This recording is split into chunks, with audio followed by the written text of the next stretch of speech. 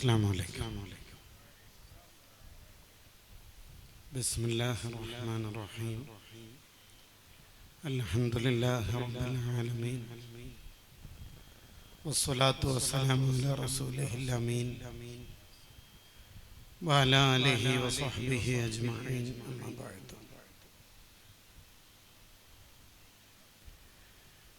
فقد قال سيدنا رسول الله صلى الله عليه وسلم: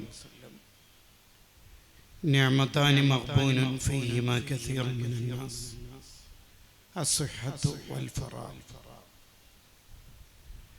نعم لله على العباد كثيرة وأجلهن نجابة الأولاد. يا رب بالمصطفى بلغ مقاصدنا واغفر لنا ما مضى يا واسع الكرم. വേദിയിലുള്ള ഉസ്താദുമാർ, സംഘാടകർ, ഇവിടെ ഒരുമിച്ച് കൂടിയിരിക്കുന്ന പ്രിയപ്പെട്ടവരെ, അല്ലാഹു സുബ്ഹാനഹു വ തആല നമ്മുടെ ഈ സംഗമം കബൂൽ ചെയ്യുമാറാവട്ടെ. നല്ല കാര്യങ്ങൾ പറയാനും പഠിക്കാനും അത് ജീവിതത്തിൽ പകർത്തി ഈമാനോടെ ജീവിച്ച് ഈമാനോടെ മരണപ്പെടാനും ഈ സദസ്സ് അല്ലാഹു ഒരു കാരണമാക്കി തരുമാറാവട്ടെ.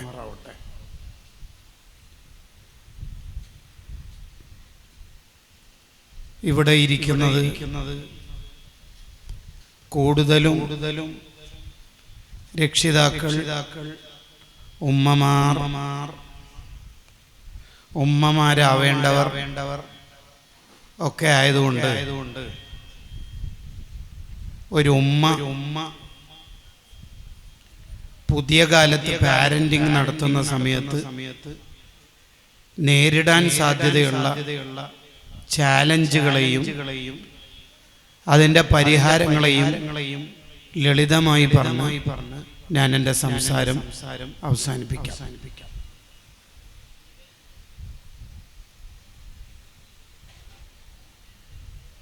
നമുക്ക് അല്ലാഹു തന്ന വലിയ അനുഗ്രഹമാണ് മക്കൾ. ആ മക്കളെ കൊണ്ട് സ്വർഗം വാങ്ങാനും കഴിയും, നരകം വാങ്ങാനും കഴിയും. നമുക്ക് അല്ലാഹു തന്ന ഓരോ അനുഗ്രഹം എടുത്തു നോക്കിയാലും ഈ രണ്ട് സാധ്യതകളും ഉണ്ട്. സമയം വെറുതെ കളഞ്ഞ ജീവിതം പരാജയപ്പെടുത്തുന്നവരുണ്ട്.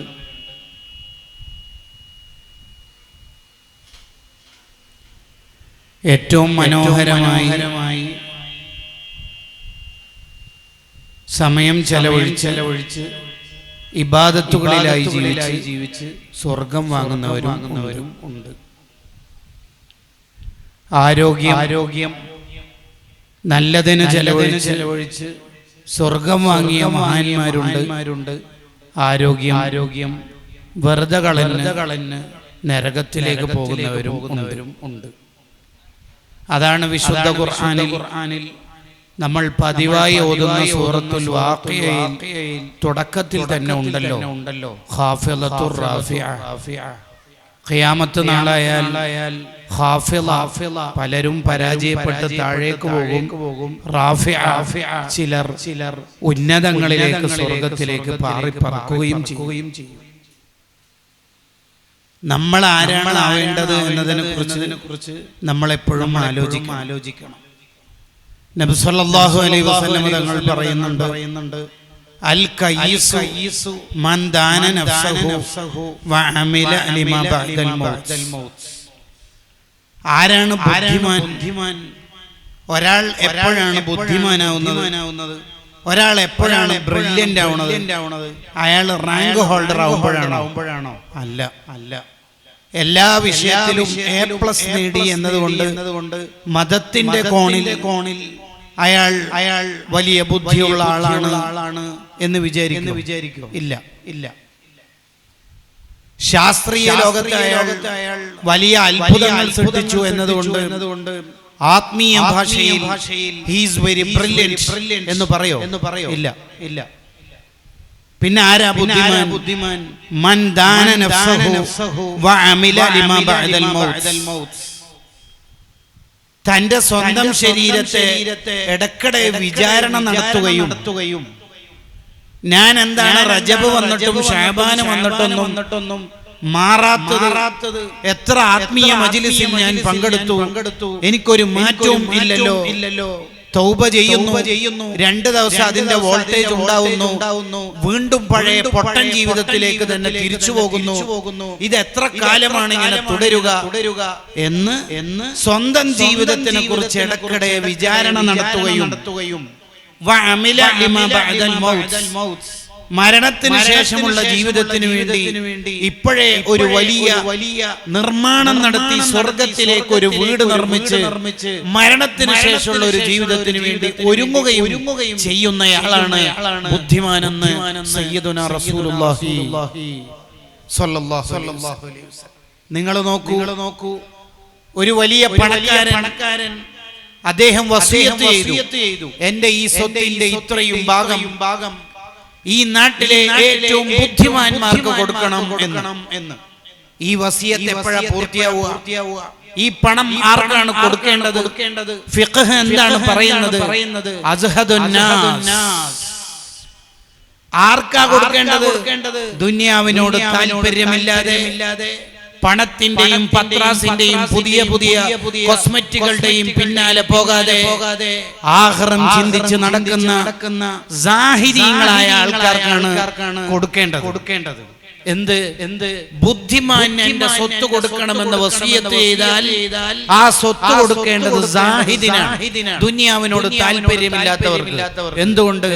അവരല്ലേ ഒറിജിനൽ ബുദ്ധിമാന്മാർ. ഇന്നല്ലെങ്കിൽ നാളെ നശിച്ചു പോകുന്ന ഈ സ്വത്തിന്റെയും സ്വർണത്തിന്റെയും പണത്തിന്റെയും ഷോപ്പിന്റെയും പിന്നാലെ പോകുന്നവരാണോ ബുദ്ധിമാന്മാർ? ഇതിൽ ഉള്ള ഏറ്റവും പ്രായമുള്ള ഒരു ഉമ്മാമ ഒരു ദിവസം മരിച്ചാൽ ചെവിയിൽ മുഴുവൻ സ്വർണം, കയ്യിൽ മുഴുവൻ സ്വർണം, കാലിൽ മുഴുവൻ സ്വർണം. ഈ സ്വർണത്തിൽ ഏതെങ്കിലും ഒന്ന് ഊരിയെടുക്കാതെ ഉമ്മാമയെ ഖബറിലേക്ക് കൊണ്ടുപോകുമോ? ഇല്ല. എല്ലാം ഊരിയെടുത്ത് അവസാനത്തെ ഒരു കമ്മലിന്റെ ഒരു ചെറിയ ഭാഗം ചെവിയിൽ പറ്റിപ്പിടിച്ചിട്ടുണ്ട്. അത് ഒറ്റയടി ഊരിയെടുക്കാൻ കഴിയുന്നില്ല. പാവമല്ലേ ഉമ്മാമ, 85 വയസ്സല്ലേ. ഈ കമ്മൽ ഊരിയെടുക്കുമ്പോൾ ഉമ്മാമയുടെ ചെവി മുറിയാൻ സാധ്യതയുണ്ട്. അതുകൊണ്ട് എടുക്കണ്ട എന്ന് ഏതെങ്കിലും ഒരു പേരക്കുട്ടി, ഒരു മകൾ പറയോ? ഇല്ല, ഒരു മനുഷ്യനും അത് പറയൂല. അവസാനത്തെ വറ്റുവരെ വടിച്ചെടുത്ത് പറിച്ചെടുത്തിട്ടല്ലാതെ നമ്മൾ ആരെയും കഫംപുട ചുറ്റൂല. നമ്മൾ കൊണ്ട് നടക്കുന്ന ഒരു മൊബൈലും കൊണ്ടുപോകാൻ കഴിയില്ല. യഥാർത്ഥത്തിൽ ആരാണ് ബുദ്ധിമാൻ? അതാണ് മഹാന്മാര് നമുക്ക് പഠിപ്പിച്ചെന്നത്. ദുനിയാവിനോട് താല്പര്യമില്ലാത്തയാളാണ് ബുദ്ധിമാൻ.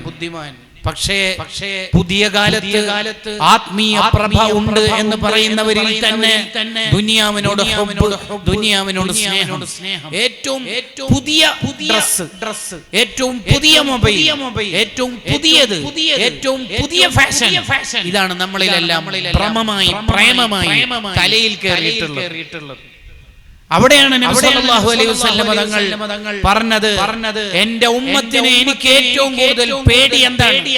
നിങ്ങൾ ശിർക്ക് ചെയ്യുമോ എന്നുള്ളതല്ല എന്റെ പേടി, നിങ്ങൾക്ക് ദുനിയാവ് വിശാലമായി കിട്ടുമോ എന്നുള്ളതാണ് എന്റെ പേടി. കാരണം ദുനിയാവ് നിങ്ങളുടെ തലയിൽ കയറിയാൽ ആഖിറം മറക്കും.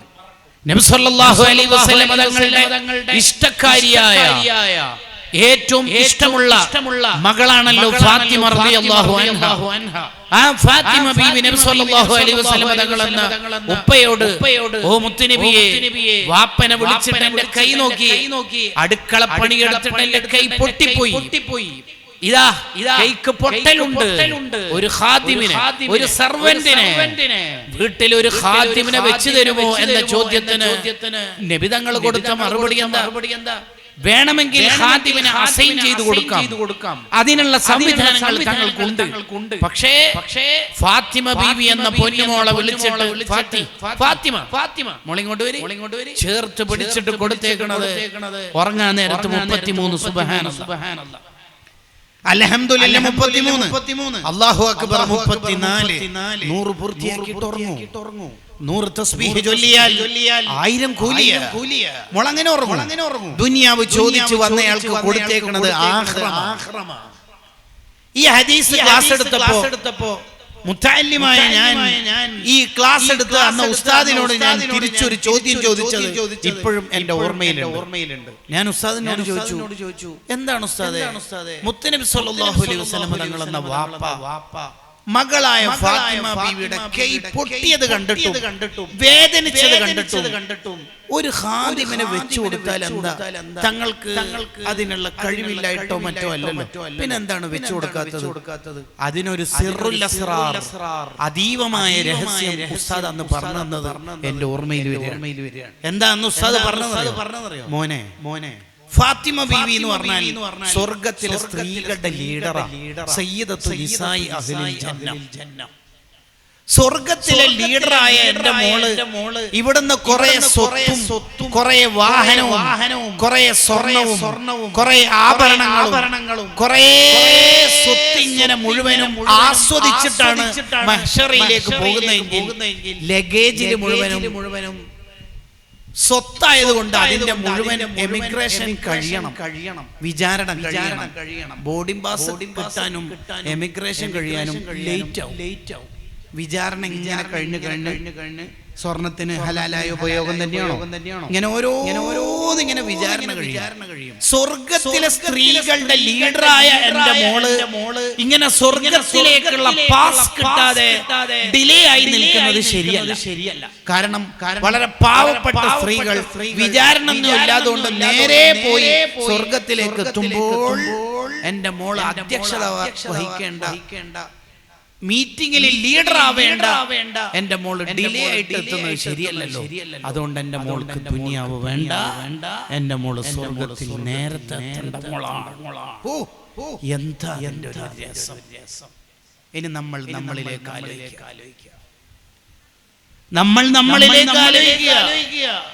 നമ്മൾ അനുഭവിക്കുന്ന ദുനിയാവ് എത്ര. ഇന്നലെ മൂത്തമ്മയുടെ മോളെ കല്യാണം, എല്ലാവരും ഡ്രസ് കോഡ് പച്ച അഥവാ ഗ്രീൻ.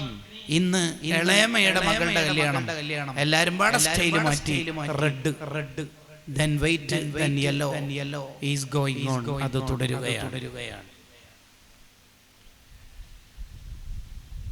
ഫാത്തിമ ബീവിയായിട്ട് നമുക്ക് എന്താ ബന്ധം? എന്താ പേര്? ഫാത്തിമ ഷെറീൻ. മോളെ പേരോ ഫാത്തിമ ഹിബ. അടുത്ത ആളുടെ പേരോ ഫാത്തിമ നുസ. എന്താ ഫാത്തിമ ബീവിയായിട്ട് നമുക്ക് ബന്ധം? എന്താ ബന്ധം? ഗസാലി ഇമാം റഹിമഹുല്ലാഹി ഇഹ്യാ ഉലൂമുദ്ദീൻ എന്തിനാണ് എഴുതിയത്? റിസാലത്തുൽ ഖുശൈരി, ഇമാം ഖുശൈരി തങ്ങൾ എന്തിനാണ് എഴുതിയത്? ഹിദായത്തുൽ അദികിയ മഖ്ദൂം തങ്ങൾ എന്തിനാണ് എഴുതിയത്? ലോകത്തെ മുഴുവൻ മഹാന്മാരും ആധ്യാത്മിക ഗ്രന്ഥങ്ങൾ മുഴുവനും എഴുതിയത് ദുനിയാവിനോട് ഹുബ്ബ് വേണ്ട മോളെ, ദുനിയാവിനോട് ഇഷ്ടം വേണ്ട മോനെ എന്ന് പഠിപ്പിക്കാൻ. എന്നിട്ട് നമുക്ക് അനുദിനം ഡെയിലി ദുനിയാവിനോട് ഇഷ്ടം കൂടുന്നതല്ലാതെ കുറയുന്നുണ്ടോ? കുറയാറുണ്ടോ? ഗസാലി ഇമാം റഹിമഹുല്ലാഹി ഇഹ്യാ ഉലൂമുദ്ദീനിൽ പറഞ്ഞല്ലോ, മക്കള് നന്നാവണമെങ്കിൽ ആദ്യം ചെയ്യേണ്ടത് അർറഫ് വതനഉം, സുഖലോലുപതയിൽ ജീവിക്കുന്ന മക്കളാവരുത് നമ്മളെ മക്കള്. മുന്തിയ ഇനം ഡ്രസ്, മുന്തിയ ഇനം ഫുഡ്, മുന്തിയ ഇനം വാഹനം, മുന്തിയത് മാത്രം അത് മാത്രം അനുഭവിച്ച കുട്ടി ഒരിക്കലും നന്നാവൂല. പാവപ്പെട്ടവരിലേക്ക് നോക്കാനുള്ള കണ്ണുണ്ടാവില്ല. അതുകൊണ്ടല്ലേ വെസ്റ്റ് ബാങ്കിലും ഫലസ്തീനിലെ റഫയിലും ഗസയിലും ഇസ്രായേലിന്റെ പട്ടാളക്കാരുടെ ബോംബ് ബ്ലാസ്റ്റിംഗിന്റെ മുന്നിൽ പിഞ്ചു പൈതങ്ങളുടെ കാലിടഞ്ഞിടഞ്ഞ് വീഴുമ്പോ പാവങ്ങളായ മക്കൾ അവിടുന്ന് കത്തിച്ചാമ്പലാവുന്ന ഘട്ടത്തിലും നമ്മൾ ഇവിടുത്തെ മോളെ കല്യാണത്തിന്, മോന്റെ കല്യാണത്തിന് റൂം ഒരുക്കുന്നത് 15 ലക്ഷത്തിന്. എങ്ങനെ മിഡിൽ ഈസ്റ്റ് കൺട്രിയിലൊന്നും പോണ്ട. മിഡിൽ ഈസ്റ്റ് കൺട്രിയിലൊന്നും പോണ്ട. നിങ്ങളൊന്ന് ഉത്തരേന്ത്യയിലേക്ക് പോയി നോക്കൂ. കോടികളായ മനുഷ്യന്മാരാണ്, മൂമിനീങ്ങളാണ്. ഒരു നേരത്തെ കുടിക്കാനുള്ള വെള്ളമോ കിടക്കാനുള്ള ഇടമോ കഴിക്കാനുള്ള ഭക്ഷണമോ കിട്ടാതെ കഷ്ടപ്പെടുന്നത്. അപ്പോഴാ നമ്മുടെ മകളുടെ കല്യാണത്തിന് എത്ര പവന നമ്മൾ വാങ്ങി വെച്ചേക്കണത്. നബി സല്ലല്ലാഹു അലൈഹി വസല്ലം തങ്ങൾ കാര്യമായിട്ട് പറയാ, ഒരു മുഅ്മിൻ മറ്റൊരു മുഅ്മിനിന് കൽ ജസദിൽ വാഹിദ്, ഒറ്റ ശരീരം പോലെയാണ്. വിരലിന് ചെറിയൊരു മുറിവ് വന്നാൽ ഇതിന് പഴുപ്പ് ബാധിച്ചിട്ട് ശരീരം മുഴുവനും അതിനോട് സഹകരിച്ച് പനിയായി, പനി ബാധിച്ച് ഫീവർ വന്ന് സഹകരിക്കും. അത്രയും കൽ ജസദിൽ വാഹിദ്, ഒറ്റ ശരീരം പോലെയാണ് എന്ന് റസൂൽ പറയാ. റഫയിലെ മുസ്ലിങ്ങളോട്, വെസ്റ്റ് ബാങ്കിലെ മുസ്ലിങ്ങളോട്, ഗസയിലെ മുസ്ലിങ്ങളോട് നമുക്ക് എന്ത് ബന്ധമുള്ളത്? എന്ത് ബന്ധമുള്ളത്? ഹിജാബാണ് വാങ്ങുന്നതെങ്കിൽ ഏറ്റവും ക്യൂട്ട് ഹിജാബ് വാങ്ങുക. അതാണല്ലോ നമ്മുടെ ആലോചന. എന്താണോ ധരിക്കുന്നത് അതിന്റെ ഏറ്റവും ഫാഷൻ ആവുക എന്നതല്ലാതെ നമ്മുടെ ആലോചന എവിടെയാണ് ഉള്ളത് എന്ന വിചാരമാണ് നമുക്കുണ്ടാവേണ്ടത്. ഞാൻ ആമുഖം നീട്ടി പറയല്ല. അപ്പോൾ ആദ്യമായി നമുക്കുണ്ടാവേണ്ട വിചാരം, എനിക്കും എന്റെ വീട്ടിലും എന്റെ മക്കൾക്കും ദുനിയാവിനോട് ഇഷ്ടം ഉണ്ടാവാൻ പാടില്ല. ദുനിയാവ് ഇല്ലാതിരിക്കാന്നല്ല, സുഹൃദ് എന്ന് പറഞ്ഞാൽ ദുനിയാവ് ഇല്ലാതിരിക്കുക എന്നൊന്നും അതിന് താല്പര്യമില്ല. മഖ്ദൂം തങ്ങൾ ഗ്രന്ഥങ്ങളിലെല്ലാം പരിചയപ്പെടുത്തുന്നുണ്ട്. അവിടുത്തെ മുഖ്തസറു ശറഹി ശുഅബിൽ ഈമാനിലും അവിടുത്തെ ഹിദായത്തുൽ അദ്കിയയിലൊക്കെ പറയുന്നതാണ്, അക്കൗണ്ടിലും പോക്കറ്റിലും പണം ഉണ്ടാവാം, നോ വറീസ്, ബട്ട് പോക്കറ്റിന്റെ വേക്കിൽ ഉണ്ടാവാൻ പാടില്ല, അഥവാ ഹൃദയത്തിൽ ഉണ്ടാവാൻ പാടില്ല. അതാണ് അതിന്റെ ഒരു യാർഡ് സ്റ്റിക്ക് മാനദണ്ഡം. അപ്പോൾ നമ്മുടെ മക്കൾക്ക് ദുനിയാവിനോട് താല്പര്യമില്ലാതിരിക്കണം. അതിന് ഉപ്പയും ആ രീതിയിൽ മക്കളെ വളർത്തണം. വയസ്സായ നാളെ മറ്റന്നാളും മരിക്കേണ്ട താത്തമാര് തന്നെ ഏറ്റവും ഫാഷൻ ഡ്രസ്സിലാണെങ്കിൽ മക്കൾ പിന്നെ ഏത് വുമൻസ് കോളേജിൽ പഠിച്ചാലും എന്ത് മാറ്റം ഉണ്ടാവാനാ? എന്ത് മാറ്റം ഉണ്ടാവാനാ? എന്നാണ് നമുക്ക് ദുനിയാവിനോടുള്ള ഇഷ്ടം കുറയുന്നത്, അന്നാണ് നമ്മുടെ ഹൃദയത്തിൽ ആഖിറം ഉണ്ടാവുന്നത്. ഇമാമുന ശാഫിഈ റളിയല്ലാഹു അൻഹു പറയുന്നു.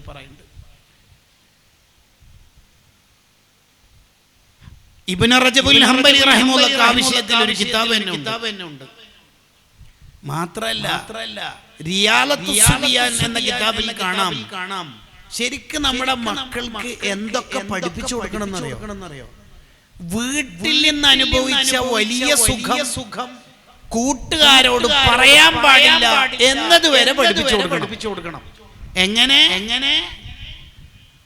മുന്തിയ ഇനം ഡ്രസ്, മുന്തിയ ഇനം വാഹനം, മുന്തിയ ഇനം ഫുഡ്, ഇത് മാത്രമായി കുട്ടികളെ പഠിപ്പിക്കരുത്. ഇനി വല്ലപ്പോഴും നല്ല ടേസ്റ്റ് ഉള്ള ഡിലീഷ്യസ് ആയ ഫുഡ് കഴിച്ചു, അല്ലെങ്കിൽ അടിപൊളി കമ്പനിയുടെ ഡ്രസ് ധരിച്ചു, ഇങ്ങനെ അനുഭവിച്ചാൽ തന്നെയും അവന്റെ ക്ലാസ്മേറ്റ്സിനോട്, റൂംമേറ്റ്സിനോട്, കൂട്ടുകാരോട് ഇത് വലിയ പൊങ്ങച്ചമായി പറയരുത് എന്ന് രക്ഷിതാക്കൾ പഠിപ്പിച്ചു കൊടുക്കണമെന്ന് റിയാലത്തുസ് സുബിയാൻ എന്ന കിതാബിൽ എഴുതി വെക്കുന്നുണ്ട്. എത്ര സൂക്ഷ്മതയോടെയാണ് നമ്മളെ മക്കളെ വളർത്തേണ്ടത് നിങ്ങളൊന്ന് ശ്രദ്ധിച്ചു നോക്കിയേ. ഞാൻ ഇന്നലെ വന്ദേ ഭാരതിലാണ് വന്നത്. ഇന്നലെ രാത്രി മന്തിയാണ് കഴിച്ചത്. പിന്നെ നാളെയും എനിക്കൊരു വെഡിങ് പ്രോഗ്രാം ഉണ്ട്. ഇതൊന്നും പിള്ളേരോട് പറയാൻ അനുവദിക്കരുത്. എന്നാലേ കുട്ടികൾ നന്നാവുള്ളൂ.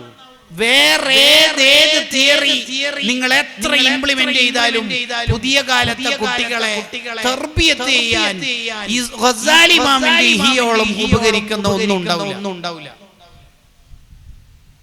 ഞാൻ എന്റെ ആമുഖം അവസാനിപ്പിച്ചു. പുതിയ കാലത്തെ കുട്ടികൾ നേരിടുന്ന ചില പാരന്റിങ്ങിന്റെ മേഖലയിൽ നേരിടുന്ന ചില ഏരിയകൾ സംസാരിച്ച് ഞാൻ എന്റെ സംസാരം അവസാനിപ്പിക്കാം. അല്ലാഹു നമ്മുടെ മജ്ലിസ് ഖബൂൽ ചെയ്യുമാറാവട്ടെ, നമ്മളെ സ്വീകരിക്കുമാറാവട്ടെ. മലക്കളുടെ സാന്നിധ്യം കൊണ്ട് അല്ലാഹു ഈ മജ്ലിസിന് വലിയ ബർക്കത്ത് നൽകുമാറാവട്ടെ. പൊതുവേ നമ്മുടെ മക്കളെ വളർത്തുന്ന സമയത്ത് 5 കാര്യങ്ങളായിരിക്കും ഇപ്പോൾ പ്രശ്നങ്ങളായിട്ട് ഉണ്ടാവുക. ഒന്ന് digital overload and screen addiction. അതാണ് ഒന്നാമത്തെ പ്രശ്നം. Digital overload and screen addiction. Digital കാലത്താണ് നമ്മൾ ജീവിക്കുന്നത്. പാരന്റിംഗ് നടത്തേണ്ടവർ തന്നെ സ്ക്രീൻ അഡിക്ഷനിലുമാണ് ഉള്ളത്. പാചകകല ഉമ്മ പഠിക്കുന്നത് യൂട്യൂബ്. പുതിയ ഒരു ഫുഡ് ഐറ്റം അതെങ്ങനെ പാചകം ചെയ്യാം. അപ്പൊ അടുക്കളയിൽ പകല് യൂട്യൂബ് ഓൺ ആക്കി വെച്ചേക്കണത് ഫുഡ് എങ്ങനെ ആക്കാം, കോഴിയുടെ കാൽ എങ്ങനെ പിടിക്കാം, മുളക് പൊടി വിതറുക, ഇങ്ങനെയാണല്ലോ. രാത്രി യൂട്യൂബ് തന്നെയാണ്. പത്തൽ മറിച്ചിടുന്ന പോലെ. അപ്പോൾ പിന്നെ ആ വീട്ടിലുള്ള മക്കളുടെ കാര്യം എന്തായിരിക്കും എന്ന് സമജന പോലെ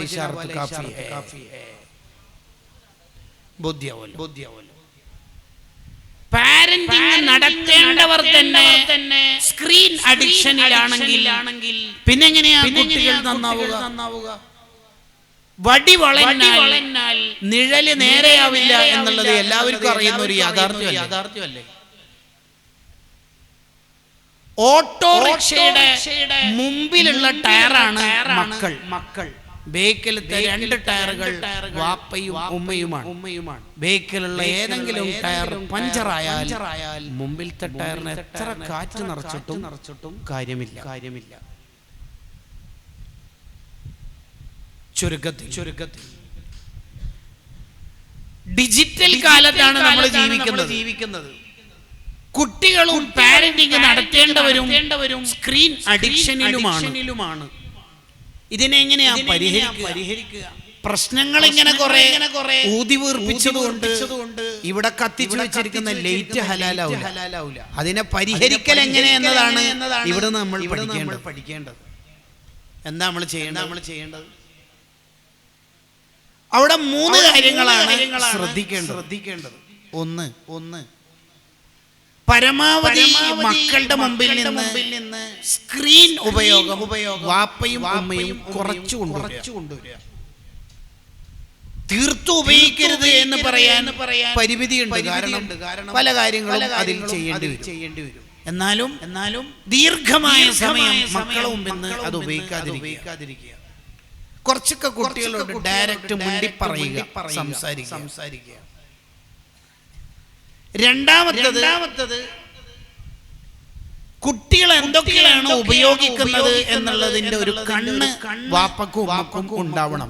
പുതിയ കാലത്ത് അതിന് സംവിധാനങ്ങളുണ്ട്. പാരന്റിംഗ് ആപ്പുകൾ തന്നെ ഉണ്ടല്ലോ. ഹസനുൽ ബസ്രി റളിയല്ലാഹു അൻഹുവിനോട് ഒരാൾ ഉപദേശം തേടിയപ്പോൾ ഹസനുൽ ബസ്രി റളിയല്ലാഹു അൻഹു പറഞ്ഞല്ലോ, കുൻ മുറാഖിബൻ, നീ ഒരു നിരീക്ഷകനാവണം എപ്പോഴും. മുകളിലൂടെ പറക്കുന്ന കാക്ക, ആ കാക്കക്കുള്ള ഒരു ഗുണാണ് നിരീക്ഷണം നടത്തും. ഒരു പുതിയ ജീവി ഇതിലൂടെ അങ്ങനെ നടന്നു പോകുമ്പോൾ ആ കാക്ക നോക്കും ഇതേതാണ് ജീവി, നമ്മുടെ നാട്ടിൽ പൊതുവേ ഇല്ലല്ലോ, അങ്ങനെ നോക്കും. അതേപോലെ നമുക്കൊരു നിരീക്ഷണം ഉണ്ടാവണം. എന്റെ മോള് പലപ്പോഴും ഉറങ്ങാറുള്ളത് ലേറ്റ് ആയിട്ടാണ്. 12:30 ഒക്കെ കാണുന്നുണ്ടല്ലോ ലാസ്റ്റ് സീൻ ടുഡേ വാട്സപ്പ്. റൂമിലെ ലേറ്റ് ഓഫ് ആയിട്ടുണ്ടെങ്കിലും പലപ്പോഴും അങ്ങനെയാണ് ഇപ്പൊ പലപ്പോഴും നടക്കുന്നത്. ഉമ്മ 3:30 തഹജ്ജുദിന് എണീറ്റിട്ട് ബാത്റൂം ഒക്കെ പോകുമ്പോൾ വുളൂഎടുക്കാൻ പോകുമ്പോൾ വെറുതെ മക്കളുടെ ഫോൺ എടുത്ത് നോക്കിയാൽ ചാർജിങ് 8%. കാരണം സ്വിച്ച് ഓഫ് ആകുന്നവരെ ഹറാമ് കണ്ടു, പിന്നെ ഇപ്പൊ ചാർജിന് വെച്ചതാ. ഉമ്മ സ്വർഗത്തിലേക്ക് പണിയെടുക്കുമ്പോൾ മക്കള് നരകം സെറ്റാക്കി വെച്ചിട്ട് കിടന്നുറങ്ങുന്ന വീടുകളാ പലപ്പോഴും നമ്മുടെ വീടുകൾ. എന്തൊരു ദുരന്താണ് നോക്കി. 9:30-10 മണിയൊക്കെ ആവുമ്പോഴേക്ക് പ്രായമുള്ള ഉപ്പിയുമ്മ ഉറങ്ങും. 5 മക്കൾ 5 ബെഡ്റൂമിലുണ്ടെങ്കിൽ 5ഉം സിനിമാ തിയേറ്ററുകളായിരിക്കും മിക്കവാറും. 11:30, 12:30, 1:30, 2:30 വരെ ഒക്കെ സിനിമയും ഹറാമും റീൽസും കാലം അങ്ങനെ തീർക്കലന്നെ. എങ്ങനെയാവും ബർക്കത്തുണ്ടാവുക? മൂന്നാമത്തെ ഒരു കാര്യം എന്താണെന്ന് വെച്ചാൽ മക്കൾക്ക് മൊബൈൽ ഉപയോഗിക്കാൻ അനുവാദം കൊടുക്കുമ്പോഴെല്ലാം ഹൈറായ കാര്യം ചെയ്യുന്നു എന്ന് നമ്മൾ ഓർമ്മിക്കണം. ഉദാഹരണത്തിന് ഈ അടുത്ത് ഒരാളെ പരിചയപ്പെട്ടു. വലിയ റോയാലിറ്റി ഉള്ള ആളാണ്, വലിയ പണക്കാരനാണ് അദ്ദേഹം. അദ്ദേഹത്തിന്റെ ചെറിയ മോന് ആകെ 8-7 വയസ്സേ പ്രായം ഉണ്ടാവുള്ളൂ. ഖുർആനിൽ നിന്ന് 5 ജുസ് ഹിഫ്ളുണ്ട്. ബുർദ മുഴുവൻ കാണാപ്പാടമാണ്. ഒരു ഉസ്താദിന്റെ മോനാണ് അങ്ങനെയെങ്കിൽ അതിലൊരു സ്വാഭാവികത എന്ന് വെച്ച് നമുക്ക് വിട്ടേക്കാം. ഇതിലൊരു അസാധാരണത്വം തോന്നാനുള്ള കാരണം ആ ഒരു റോയൽ ഫാമിലിയിൽ നിന്ന്, ഇക്കണോമിക്കൽ ബാക്ക്ഗ്രൗണ്ട് അത്രയും സെറ്റായ ഒരു ഫാമിലിയിൽ നിന്ന് അങ്ങനെ ഒരു സാധ്യത കാണുന്നില്ല. അപ്പോൾ ആ വാപ്പാനോട് ഞാൻ ഇതിനെ കുറിച്ച് അന്വേഷിച്ചു പറഞ്ഞു. അവനെ ഓൺലൈൻ ഹിഫ്ള് ഖുർആനിൽ ചേർത്തതാണ്. കുറച്ച് ജുസ് ഹാഫിളാവണം. ബുർദ ക്ലാസ് വേറുന്നുണ്ട്. ഞാൻ ചോദിച്ചു, അങ്ങനെ ചേർക്കാൻ നിങ്ങൾക്ക് പ്രചോദനമായത് എന്താണ്, മോട്ടിവേറ്റഡ് ആയത് എന്താണ്? എന്തായാലും ഓൺ ഫോൺ ഉപയോഗിക്കണ്ടെന്ന് ഈ ഡിജിറ്റൽ കാലത്ത് പറഞ്ഞിട്ട് പ്രത്യേകിച്ച് കാര്യമില്ല. ഉപയോഗിക്കുന്നത് ഹൈറിനാവാൻ വേണ്ടി ഞാൻ ചെയ്തതാണ്. എനിക്ക് ഭയങ്കര സന്തോഷമായത് കേട്ടപ്പോൾ. അയാൾ ഒരു ഇന്റലിജന്റ് എന്നൊക്കെ വേണമെങ്കിൽ നമുക്ക് വിശേഷിപ്പിക്കാൻ പറ്റും. കണ്ട അയാളുടെ ഓരോ പാരന്റിങ്ങിന്റെ രീതി വളരെ മാതൃകാപരമാണ്. സബ്ബിഹിസ്മ സൂറത്ത് കാണാതെ പഠിച്ചതിന് മോനിക്ക് കൊടുത്ത സമ്മാനം എന്താ അറിയോ? മടവൂര് CM വലിയുള്ളാഹി തങ്ങളുടെ അടുത്ത് സിയാറത്തിന് മുമ്പ് മോനെ കൂട്ടി. മത്സരവും ആഖിറത്തിലേക്ക് സമ്മാനവും ആഖിറത്തിലേക്ക്. എങ്ങനെയുണ്ട്? കണ്ടോ? പുതിയ കാലത്ത് പാരന്റിങ് അറിയാത്തവരൊന്നല്ല, അറിയുന്നവർ ഇഷ്ടം പോലെ ഉണ്ട് നമ്മളെ ചുറ്റുവട്ടത്ത്. പിന്നെ പലപ്പോഴും ഉമ്മാമയുടെയും ഉപ്പാപ്പയുടെയും ഫോണായിരിക്കും പേരക്കുട്ടികൾ കൂടുതൽ ദുരുപയോഗം ചെയ്യുക. കാരണം ഉമ്മാമന്റെയും ഉപ്പാപ്പന്റെയും ഫോൺ പൊതുവെ ലോക്കായിരിക്കൂല. ലോക്കാണെങ്കിൽ തന്നെയും ഫിംഗർ പ്രിന്റ്, നമ്പർ പ്ലേറ്റും ഒക്കെ ഫിംഗർ പ്രിന്റും നമ്പർ പാറ്റേണും ഒക്കെ ആണെങ്കിൽ തന്നെയും ഈ മക്കൾക്ക് അറിയും. കാരണം അത് ഉപ്പാപ്പിയും അമ്മയും ഇടക്കിടക്കേ മാറ്റൂല, ചേഞ്ച് ആക്കൂല. അതിന്റെ ഒരു സൈക്കോളജി ഒന്നും അവർക്ക് അറിയില്ല. പിന്നെ അത് പ്രൈവസി ആക്കാൻ മാത്രം അതിൽ കുറെ ഫോട്ടോസും മറ്റൊന്നും ഇല്ല എന്നതുകൊണ്ട് തന്നെ ഉപ്പാപ്പന്റെയും ഉമ്മാമന്റെയും ഫോണായിരിക്കും മിക്ക കുട്ടികളും ദുരുപയോഗത്തിന് അവർ ചാൻസ് കണ്ടെത്തുക. ഇവിടെ ഉപ്പാപ്പയും മാമമാരൊക്കെ ഉണ്ടെങ്കിൽ ഒന്ന് ശ്രദ്ധിക്കണം, നല്ലതാണ് എന്ന ഇടയിൽ ഓർമ്മപ്പെടുത്തുക. കുട്ടികളല്ല, ചെറുതല്ല എന്ന് വിചാരിക്കരുത്. എന്റെ കയ്യിൽ ഒരു കിതാബുണ്ട്, വളരെ പ്രൗഢമായ ഗ്രന്ഥം. ഈ ഗ്രന്ഥം ശറഹു മുഖ്തസരി ശുഅബുൽ ഈമാൻ എന്നാണ് കിതാബിന്റെ പേര്. അഥവാ സൈനുദ്ദീൻ മഖ്ദൂം അൽ കബീർ റളിയല്ലാഹു അൻഹു ആ മഹാനവർ എഴുതിയ ഗ്രന്ഥമാണ്. ശുഅബുൽ ഈമാൻ എന്ന അസൽ ഗ്രന്ഥം എഴുതിയത് ബൈഹഖി ഇമാമാണ്. ഈമാൻ 70 ചില്ലാന ശാഖകളുണ്ട് എന്ന് പറഞ്ഞതിനെ മുഴുവൻ വിശദീകരിക്കുന്ന ഗ്രന്ഥം. ഈ ഗ്രന്ഥത്തിന്റെ ഷോർട്ടായ രൂപം, മുഖ്തസറായ ഗ്രന്ഥം എഴുതിയത് ഇമാം ഖസ്വീനി തങ്ങളാണ്. ഹിജറ 699 വഫാത്തായ മഹാൻ. ആ മുഖ്തസറായ ഗ്രന്ഥത്തിന് പേർഷ്യൻ ഭാഷയിൽ ശറഹ് എഴുതിയ ആളാണ് അല്ലാമ ഈജി റഹ്മത്തുള്ളാഹി. ആ ഗ്രന്ഥത്തിനെ മുഖ്തസറാക്കി അറബിയിൽ കൊണ്ടുവന്ന ആളാണ് സൈനുദ്ദീൻ മഖ്ദൂം അൽ കബീർ റളിയല്ലാഹു അൻഹു. എന്തൊരു മനോഹരമായ ഗ്രന്ഥമാണ് റഹ്മാൻ, എന്തൊരു ഗ്രന്ഥം. ഈ ഗ്രന്ഥത്തിലെ ഒരു ഭാഗത്ത് കുട്ടികളെ സ്നേഹിക്കണം എന്ന് പറയുന്ന ഒരു പാർട്ട് പറയുന്നു. കുട്ടികളെ സ്നേഹിക്കണം എന്ന് പറഞ്ഞാൽ കുട്ടികളോട് കരുണ കാണിക്കാത്തവൻ, വലിയവരോട് സ്നേഹം കാണിക്കാത്ത, ബഹുമാനം കാണിക്കാത്തവൻ എന്നിൽപ്പെട്ടവനല്ല എന്ന ഹദീസ് ഉണ്ടല്ലോ. ആ ഹദീസിനെയാണ് ഈ ഗ്രന്ഥം വിശദീകരിക്കുന്നത്. ലാ യർഹമുല്ലാഹു തആല മൻ ലം യർഹമുൻ നാസ്. ജനങ്ങളോട് കരുണ കാണിക്കാത്തവന് അല്ലാഹുവിന്റെ കരുണ കിട്ടൂല എന്നൊക്കെ പറഞ്ഞ് കുട്ടികളോട് നല്ല കരുണ ഉണ്ടാവണം എന്ന് പറഞ്ഞിട്ട് അതിനൊരു വിശദീകരണം കൊടുക്കുന്നുണ്ട്. ഗംഭീര വിശദീകരണം. എന്താ വിശദീകരണം അറിയോ? വലൈസ റഹ്മുസ് സഗീരി അൻ യുഖല്ലിയഹു വതബിയതഹു. കുട്ടികളോടുള്ള കരുണ എന്ന് പറഞ്ഞാൽ കുട്ടികളല്ലേ, കുറച്ചൊക്കെ കുരുത്തക്കേട് ഉണ്ടാവില്ലേ, കുറച്ചൊക്കെ ഉറങ്ങിക്കോട്ടെ, എന്താണ് ഇടയ്ക്കൊരു സുബിഹയാലൊന്നും കുഴപ്പമില്ല എന്ന് അവരുടെ പാട്ടിന് വിടലല്ല കുട്ടിനോട് കരുണ എന്ന് പറഞ്ഞാൽ. എന്തൊരു പദാണ് ഉപയോഗിച്ചേക്ക് നോക്കി. കുട്ടികളോട് കരുണ കാണിക്കാന്ന് പറഞ്ഞാൽ കുറച്ചൊക്കെ സൈക്കോളജി പഠിച്ചിട്ടുണ്ട്. ചില ആൾക്ക് ഒരു ന്യായം പറച്ചില്ലേ, പിള്ളേരല്ലേ കുറച്ച് കുരുത്തക്കിടക്ക് ഉണ്ടാവില്ല ചേർത്ത്. അങ്ങനെ അവരുടെ പാട്ടിന് വിടലല്ല കുട്ടികളോടുള്ള കരുണ എന്ന് പറഞ്ഞാൽ. കാരണം ഫൈന തർക്ക മസ്ലഹത്തിൽ ആഖിറതി ഐനു തർക്കി ശഫഖത്തിൻ വമഹലു ഇഹാനത്തിൻ. കുട്ടികളെ നരകത്തിൽ കടക്കരുത് എന്ന സ്നേഹമാണ് ഏറ്റവും വലിയ സ്നേഹം. ആ സ്നേഹം ഒഴിവാക്കൽ ശരിക്കും അവനോടുള്ള ഇഷ്ടം ഒഴിവാക്കലിന്റെ ഭാഗമല്ലേ? അങ്ങനെയാ സ്നേഹിക്കുന്നത്. കുട്ടികളെ നരകത്തിൽ കടന്നോട്ടെ എന്നാണ് വിചാരിക്കേണ്ടത്? അല്ല, അങ്ങനല്ല ചെയ്യേണ്ടത്. ഒരിക്കലും അങ്ങനെ ചെയ്യാൻ പാടില്ല. അപ്പൊ നമ്മൾ കുട്ടികളുടെ ഫോൺ ഉപയോഗം കൺട്രോൾ ചെയ്യണം. അവര് ഹൈറിന് മാത്രം. ഇനി എപ്പോഴെങ്കിലും ഫോൺ എടുക്കുന്നുണ്ടെങ്കിൽ തന്നെ വളരെ കുറഞ്ഞ സമയം വീട്ടിലൊരു കൺട്രോൾ സിസ്റ്റം ഉണ്ടാവണം. കാരണം ഈ മൊബൈൽ ടാബ് എന്നൊക്കെ പറയുന്നത് അതിന്റെ ഒരു 3 ലോകം. നമ്മളാകെ ഉപ്പിയും ഉമ്മിയും ഉപ്പാപ്പിയും ഉമ്മാമൊക്കെ അതിന്റെ ഒരു മുഖം മാത്രമേ കാണുന്നുള്ളൂ. പച്ച നോക്കിയാൽ അറ്റൻഡ് ചെയ്യാൻ പറ്റും, റെഡ് ക്ലിക്ക് ചെയ്താൽ കട്ട് ചെയ്യാം. പിന്നെ പച്ച കളറുള്ള ആപ്പ് വാട്സപ്പ് ആണ്, ബ്ലൂ കളറുള്ളത് ഫേസ്ബുക്ക് ആണ്. അത്രയും നമുക്ക് വിവരമുള്ളൂ. ഇത് മാത്രമല്ല, ഇതിന്റെ ഉള്ളിൽ ഒരു ഹാക്കന്മാരുടെ ഒരു ലോകമുണ്ട്. അത് വേറൊരു ലോകമാണ്. ഈ സർഫേസിന്റെ ലോകത്ത് നിന്നല്ല നമ്മൾ ഈ മൊബൈലിനെ കാണേണ്ടത്. അതിന്റെ ഒരു തൊട്ടപ്പുറത്ത് ഒരു ലോകമുണ്ട്. സിസ്റ്റം ഡീപ്പാണ്. പിന്നെ കുറച്ചും കൂടി കഴിഞ്ഞാൽ ഡാർക്കാണത്. അതിലെങ്ങാനും കുട്ടികൾ പെട്ടുപോയാൽ ഫ്രീ ആയിട്ട് ഗെയിം കളിച്ചു തുടങ്ങിയ കുട്ടി നിങ്ങൾ ഒരു 10 രൂപ അയക്കാമോ, അടുത്ത സിസ്റ്റം, അടുത്ത ഘട്ടം, അടുത്ത ലെവൽ നിങ്ങൾക്ക് അയച്ചു തരാം എന്ന് പറഞ്ഞ് അവർ 10 രൂപയല്ലേ. അങ്ങനെ 10-ലും 16-ലും 500-ലും 5000-ലും നിങ്ങൾ കേട്ടിട്ടില്ല. ഇപ്പൊ അടുത്തൊരു കുട്ടി തന്റെ വാപ്പാന്റെ 3 ലക്ഷം രൂപ അക്കൗണ്ടിൽ നിന്ന് വലിച്ചു ഗെയിം കളിക്കാൻ. പണ്ടത്തെ പോലെ അല്ല ഇപ്പോഴത്തെ ഗെയിം എന്ന് പറഞ്ഞാൽ. പണ്ട് ചെറുപ്പത്തിൽ നമ്മളൊക്കെ കളിക്കുന്ന ഫുട്ബോൾ, ക്രിക്കറ്റ് എന്ന് പറഞ്ഞാൽ മഗ്രിബ് ബാങ്ക് കൊടുത്താൽ ഗെയിം ഈസ് ഓവർ, കളി തീർന്നു. തസ്ബീഹ് പോണ്ട സമയമാകുമ്പോൾ കളി തീർന്നു.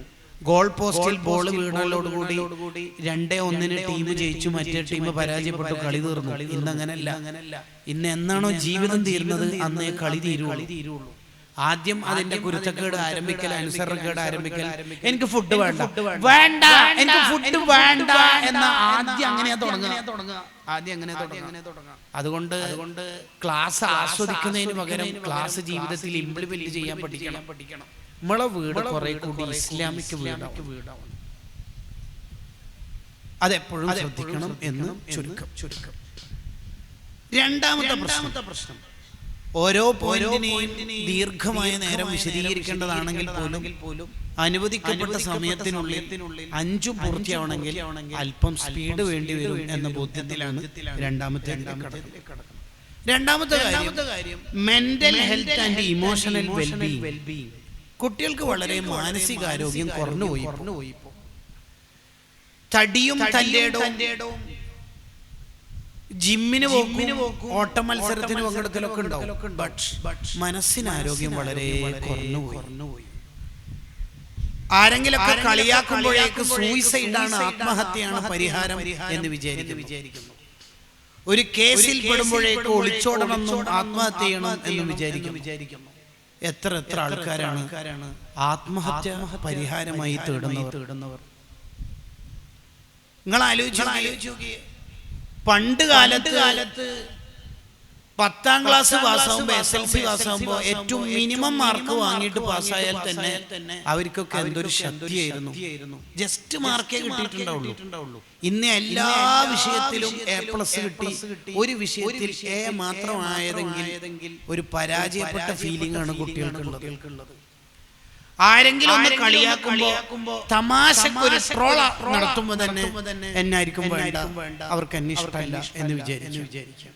പ്രത്യേകിച്ച് പെൺകുട്ടികൾ, പാവങ്ങൾ.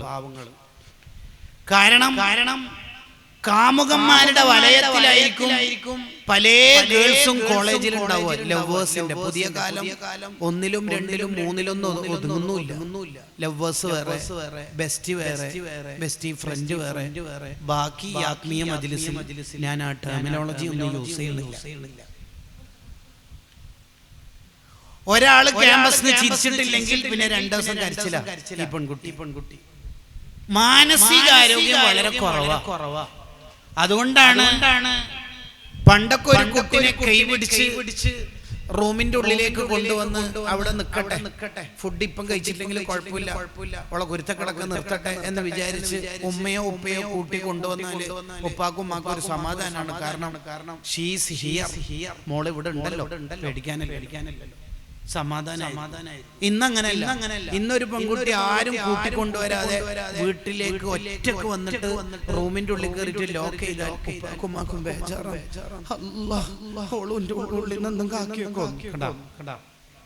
എന്തുകൊണ്ടാ മെന്റൽ ഹെൽത്ത് വളരെ കുറഞ്ഞുപോയി കുട്ടികൾക്കൊക്കെ. ഒരു പരാജയത്തെ അതിജയിക്കാനും പ്രതിസന്ധിയെ തരണം ചെയ്യാനും പുതിയ പിള്ളേർക്ക് ആവുന്നില്ല. സൈക്കോളജി കോഴ്സൊക്കെ തടഞ്ഞു വീഴാൻ മാത്രം നമ്മുടെ നാട്ടിലും ചുറ്റുവട്ടത്തൊക്കെ ഉണ്ട്. അയാം ഓക്കെ എന്ന് രാവിലെ എഴുന്നേറ്റിട്ട് 1000 വട്ടം വിളിച്ചു പറയുന്ന മനുഷ്യന്മാരുണ്ട്.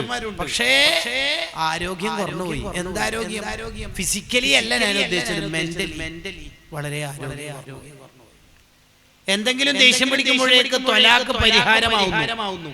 കോടതിയിലേക്ക് താത്താമാര് വണ്ടി കയറുന്നു. കണ്ടോ എനിക്ക് അവനെ വേണ്ട, എനിക്ക് അവളെ വേണ്ട എന്ന് വിചാരിക്കുന്നു.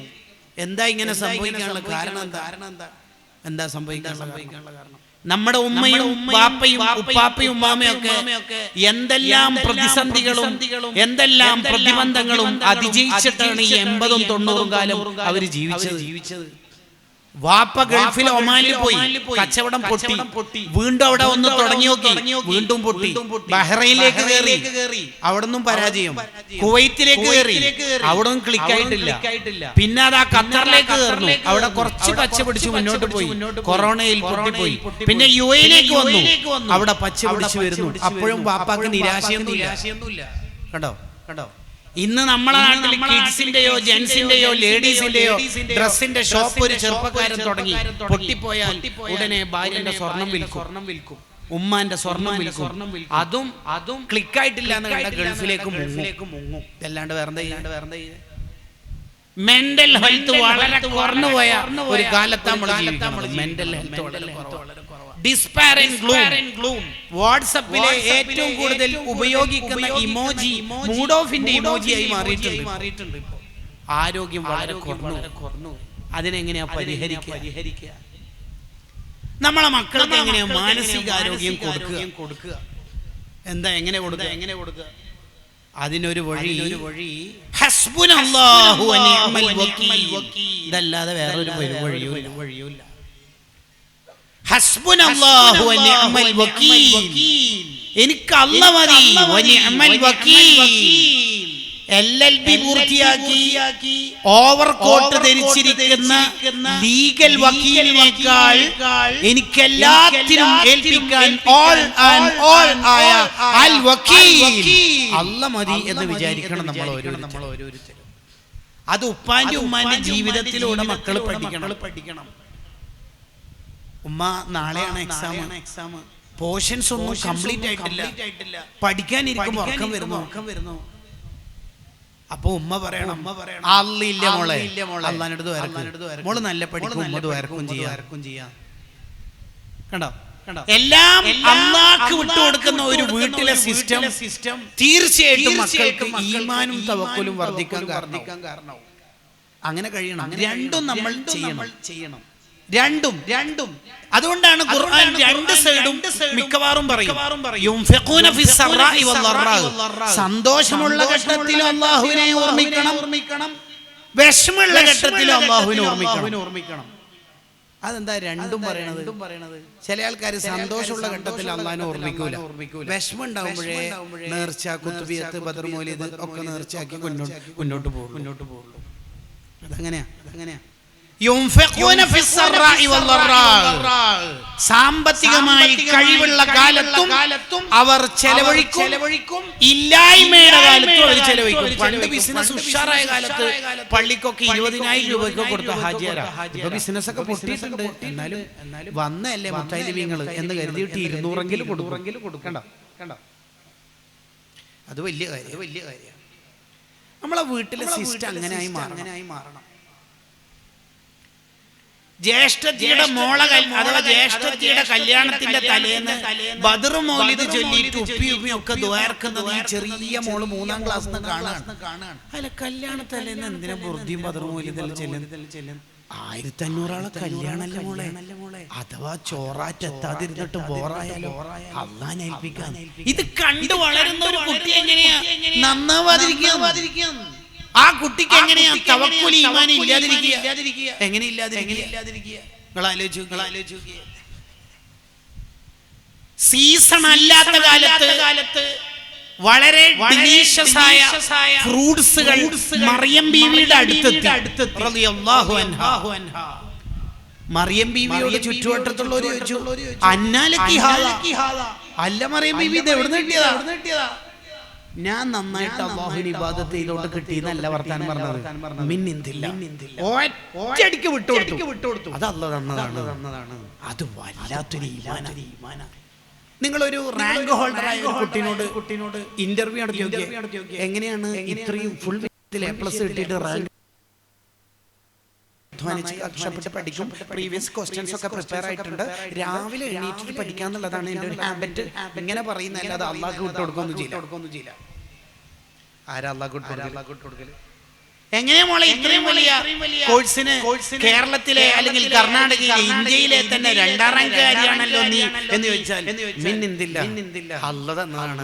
ഇത് പറയുമ്പോൾ അല്ലാഹുവിന് എത്ര സന്തോഷമുണ്ടാവും. അവ്വലുമായി യുദ്അഉന ഇലൽ ജന്നത്തി അൽഹമ്മദുന ഫിസ്സറാഇ വല്ലറാ. സന്തോഷമുള്ള ഘട്ടത്തിലും വിഷമമുള്ള ഘട്ടത്തിലും അല്ലാഹുവിനെ സ്തുതിക്കുന്നവരാണ് സ്വർഗ്ഗത്തിലേക്ക് ആദ്യം ഇൻവിറ്റേഷൻ കാർഡ് കിട്ടി ആദ്യം സ്വർഗ്ഗത്തിലെത്തുന്നവരെന്ന് സയ്യിദുനാ റസൂലുള്ളാഹി സ്വല്ലല്ലാഹു അലൈഹി വസല്ലം. ഫാത്തിമ ബീവിക്ക് ഇങ്ങനെ സുഭിക്ഷമായ ഭക്ഷണം കിട്ടിയപ്പോ സീറന്റെ ഗ്രന്ഥങ്ങളിൽ കാണാം. ഫാത്തിമ ബീവിനോട് ചോദിച്ചു, ഇതെവിടുന്ന ഇത്ര അടിപൊളി ഫുഡൊക്കെ കിട്ടിയത്? മിൻ ഇൻദില്ലാ. അല്ലാഹ്. പലരും ആ ഇന്റർവ്യൂ അറ്റൻഡ് ചെയ്തിട്ട് പരാജയപ്പെട്ടിട്ടുണ്ടല്ലോ മോനെ. നീ എങ്ങനെ ഇന്റർവ്യൂവിന് ഇത്ര പെട്ടെന്ന് പാസ്സായത്? അള്ളാഹുവിന്റെ കുദറത്ത് എന്നല്ലാതെ വേറെ പറയാൻ ഉസ്താദേ, അത് ഭയങ്കര ഈമാനാ. പക്ഷെ നമ്മളെ ചെക്കന്മാർ അങ്ങനെ പറയോ? ഇല്ല. നീ എങ്ങനെയാണ് ഇന്റർവ്യൂവിന് പാസ്സായത്? ഞാൻ നേരത്തെ തന്നെ ഇന്റർവ്യൂ എങ്ങനെയാണെന്ന് പഠിച്ചിട്ടുണ്ട്. പിന്നെ സ്പോക്കൺ ഇംഗ്ലീഷിന് കോഴ്സിന് പോയിട്ട് ഞാൻ ഇംഗ്ലീഷ് ഫ്ലുവന്റ് ആയിട്ടുണ്ട്. പിന്നെ ഞാൻ പരമാവധി കണ്ട ഏറ്റവും ചുരുങ്ങിയത് ഞാൻ കുറെ മഹാന്മാർക്ക് ഫാത്തിഹ എന്നെങ്കിലും പറയും. അപ്പോഴും ഞാൻ എന്ന മഹാൻ അവിടെ ഉണ്ടാവും. കണ്ടകള്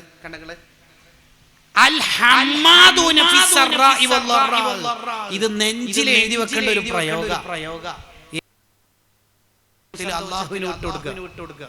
എന്ത് ഇഷ്ടമുണ്ടാവും അള്ളാഹുവിന് അത്തരക്കാരായ അടിമകളെ. എന്ത് പറയുമ്പോ അള്ളാഹ് കണ്ട ഇതാ കുട്ടികൾക്ക് കൊടുക്കേണ്ടത്.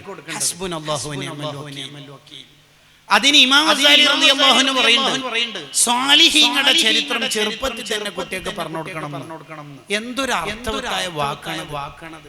സ്വാലിഹീങ്ങളുടെ ചരിത്രം ഏറ്റവും ഇളം പ്രായത്തിൽ 4 വയസ്സ്, 3.5 വയസ്സ്, 5 വയസ്സ്, 6 വയസ്സ് ഈ പ്രായം മുതലേ പറഞ്ഞു കൊടുക്കണം. മോളിങ്ങോട്ട് വരും, ഉമ്മ ഒരു കഥ പറഞ്ഞുതരാം, ഇത്താത്തൊരു കഥ പറഞ്ഞുതരാം. ഇവിടെ ഒക്കെ വുമൻസ് കോളേജിലൊക്കെ പഠിക്കുന്ന മക്കൾ കൂടി ഇവിടെ ഉണ്ടാവുന്നതാണ് ഞാൻ വിചാരിക്കണം.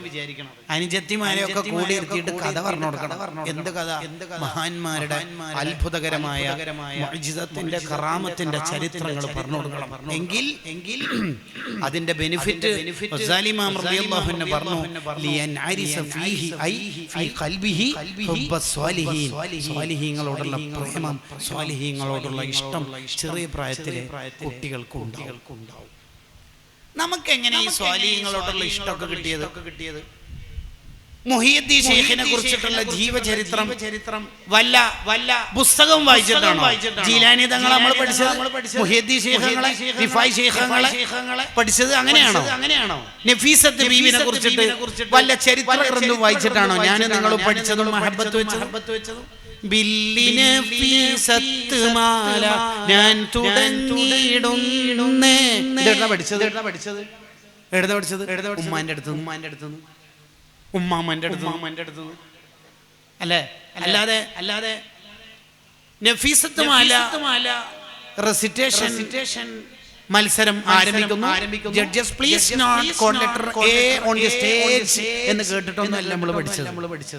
No no no no no no ഉമ്മാമ്മന്റെ അടുത്തുനിന്ന് ഉമ്മാന്റെ അടുത്തൊന്നും പഠിച്ചതാ. നബി സല്ലല്ലാഹു അലൈഹി വസല്ലം തങ്ങളുടെ മംഗലത്തിന് കൂടണം, കല്യാണത്തിന് കൂടണം എന്നുള്ള ഇരവിന്റെ ബെയ്ത്ത് മുഹയ്യദ്ദീൻ മാല കഴിഞ്ഞിട്ട് നമ്മൾ ചൊല്ലുന്നത് എങ്ങനെ? ഉമ്മാമിയും ഉപ്പാപ്പിയും ഉമ്മയും ഒക്കെ പാടുന്ന ഇട്ടിട്ട് വേറെ അല്ല, വേറെ വല്ല ഉഷാറ മത്സരത്തിന് കൂടിയിട്ടാണോ? No no no no no no. അല്ലാമ ബാഖറം റളിയല്ലാഹു അൻഹു പറയുന്നുണ്ട്, ഞാൻ ചെറിയ പ്രായത്തിൽ തന്നെ യാസീൻ സൂറത്ത് കാണാതെ ഓതാൻ പഠിച്ചത് എന്റെ ഉമ്മ ഓതുന്നത് കേട്ടിട്ടാണ്. ഇങ്ങനെ തന്നെയാ ഇന്നലെ വരെ മുസ്ലിം കുടുംബം മുന്നോട്ട് പോയത്. ഇന്നത് മാറുന്നുണ്ട് എന്നതുകൊണ്ടാണ് ഇങ്ങനെ ഒരു ക്ലാസിന്റെ അനിവാര്യത സംഘാടകർക്ക് ബോധ്യപ്പെട്ടത്. സ്വാലിഹീങ്ങളുടെ ചരിത്രം പഠിപ്പിച്ചു കൊടുക്കണം. ഇല്ലെങ്കിൽ എന്താ പ്രശ്നം എന്നറിയോ? ഖത്തറിലേക്ക് പോകുമ്പോ ചെല്ലിയ ബദർ മൗലിദ് വരുമ്പോ ശിർക്കാവും. ദോഹ ഇന്റർനാഷണൽ എയർപോർട്ടിൽ നിന്ന് ജിബ്രീലുമായി നടത്തിയ കൂടിക്കാഴ്ചയിൽ മൗലിദ് ശിർക്കാണെന്ന് മൗലവിക്ക് ബോധ്യപ്പെടും. കണ്ടോ? എന്തുകൊണ്ട് 6ാം ക്ലാസ് വരെ മദ്രസ പഠിപ്പിച്ചിട്ടുള്ളൂ. മോളെ BSc യും BDS ഉം ഫാംഡിയും പഠിപ്പിച്ചെന്നല്ലാതെ ശരീഅത്തും ദീനും പഠിപ്പിച്ചിട്ടില്ല. അതുകൊണ്ട് തന്നെ ഈ മകളും മകനും എന്തെങ്കിലും വാട്സപ്പിലോ യൂട്യൂബിലോ ഒരു വീഡിയോ അല്ലെങ്കിൽ ഒരു വോയിസോ കേൾക്കുമ്പോൾ കാണുമ്പോഴേക്ക് മൗലിദ് ശിർക്കാണ്, തറാവി പറ്റൂല, അങ്ങനെ ആചാരങ്ങൾ അനാചാരങ്ങളാക്കി മാറ്റും. പെട്ടുപോകരുത്. ഇദാ അറള അലൈഹിമു ദുനിയ വസബ അലൈഹി എന്ന ഹദീസിൽ കാണാം, കുവൈത്തിന്റെ 4 ദീനാറും UAE-യുടെ 2 ദിർഹമും കിട്ടുമ്പോഴാണ് മിക്കവാറും ആള് വഹാബിയായി. കണ്ടു നിങ്ങൾ, കുറച്ച് പണക്കാരനാണ് വഹാബി മിക്കവാറും. പെട്ടുപോകാൻ പാടില്ല. ചെറിയ പ്രായത്തിലെ സ്വാലിഹീങ്ങളുടെ ചരിത്രം കുട്ടികൾക്ക് ഇരുത്തി പറഞ്ഞു കൊടുക്കണം. ഉമ്മമാര് അതിനൊക്കെ ഒന്ന് സമയം കണ്ടെത്തണം. നിങ്ങൾ വാട്സപ്പൊന്നും ഫേസ്ബുക്കൊന്നും യൂട്യൂബൊന്നും ട്വിറ്ററിനും സ്നാപ്ചാറ്റിനൊക്കെ ഒന്ന് ഇറങ്ങി വരി. എന്നിട്ട് പച്ചയായ ഒരു ഉമ്മയായി കഥ പറഞ്ഞു കൊടുക്കൂ. ഞാനിപ്പോ അടുത്ത് എൻ്റെ ഉമ്മനോട്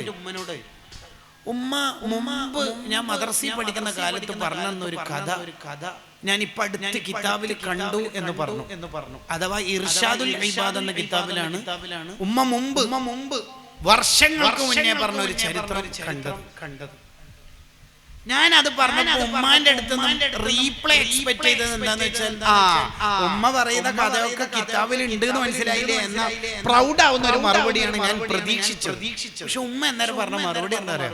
ഉമ്മ പറഞ്ഞത് അത് ഉമ്മാക്ക് പറഞ്ഞത് ഉമ്മാമയാണ് മോനെ. അതിൽ എല്ലാം ഉണ്ട്, ആ വാക്കിൽ എല്ലാം കിടക്കുന്നുണ്ട്. അതിലെല്ലാം കിടക്കുന്നുണ്ട്. അതിന് ഒരു വിശദീകരണത്തിന്റെ ആവശ്യമില്ലാത്ത ഒരു പ്രയോഗമാണ് സെന്റൻസ്.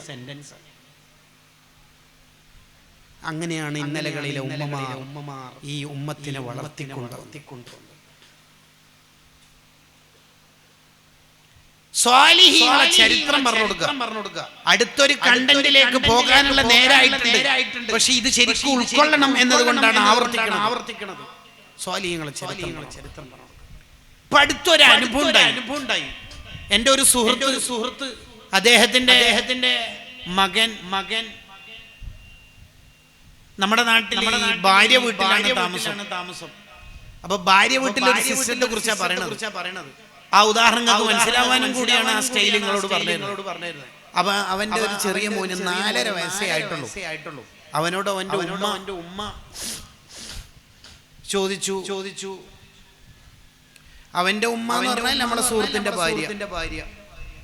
അവന്റെ ഉമ്മയല്ല, ഈ കുട്ടിയുടെ ഉമ്മാമ ഇങ്ങനെ പരതുന്നുണ്ട്. ഓരോരാളെ ചോദ്യം ചെയ്യുന്നുണ്ട്. ആരാണ് ഈ വീട്ടിലെ ടാബ് പൊട്ടിച്ചത്? ഇതിന്റെ ഡിസ്പ്ലേ തകർന്നിട്ടുണ്ടല്ലോ, ആരാണ് ഇത് പൊട്ടിച്ചത്?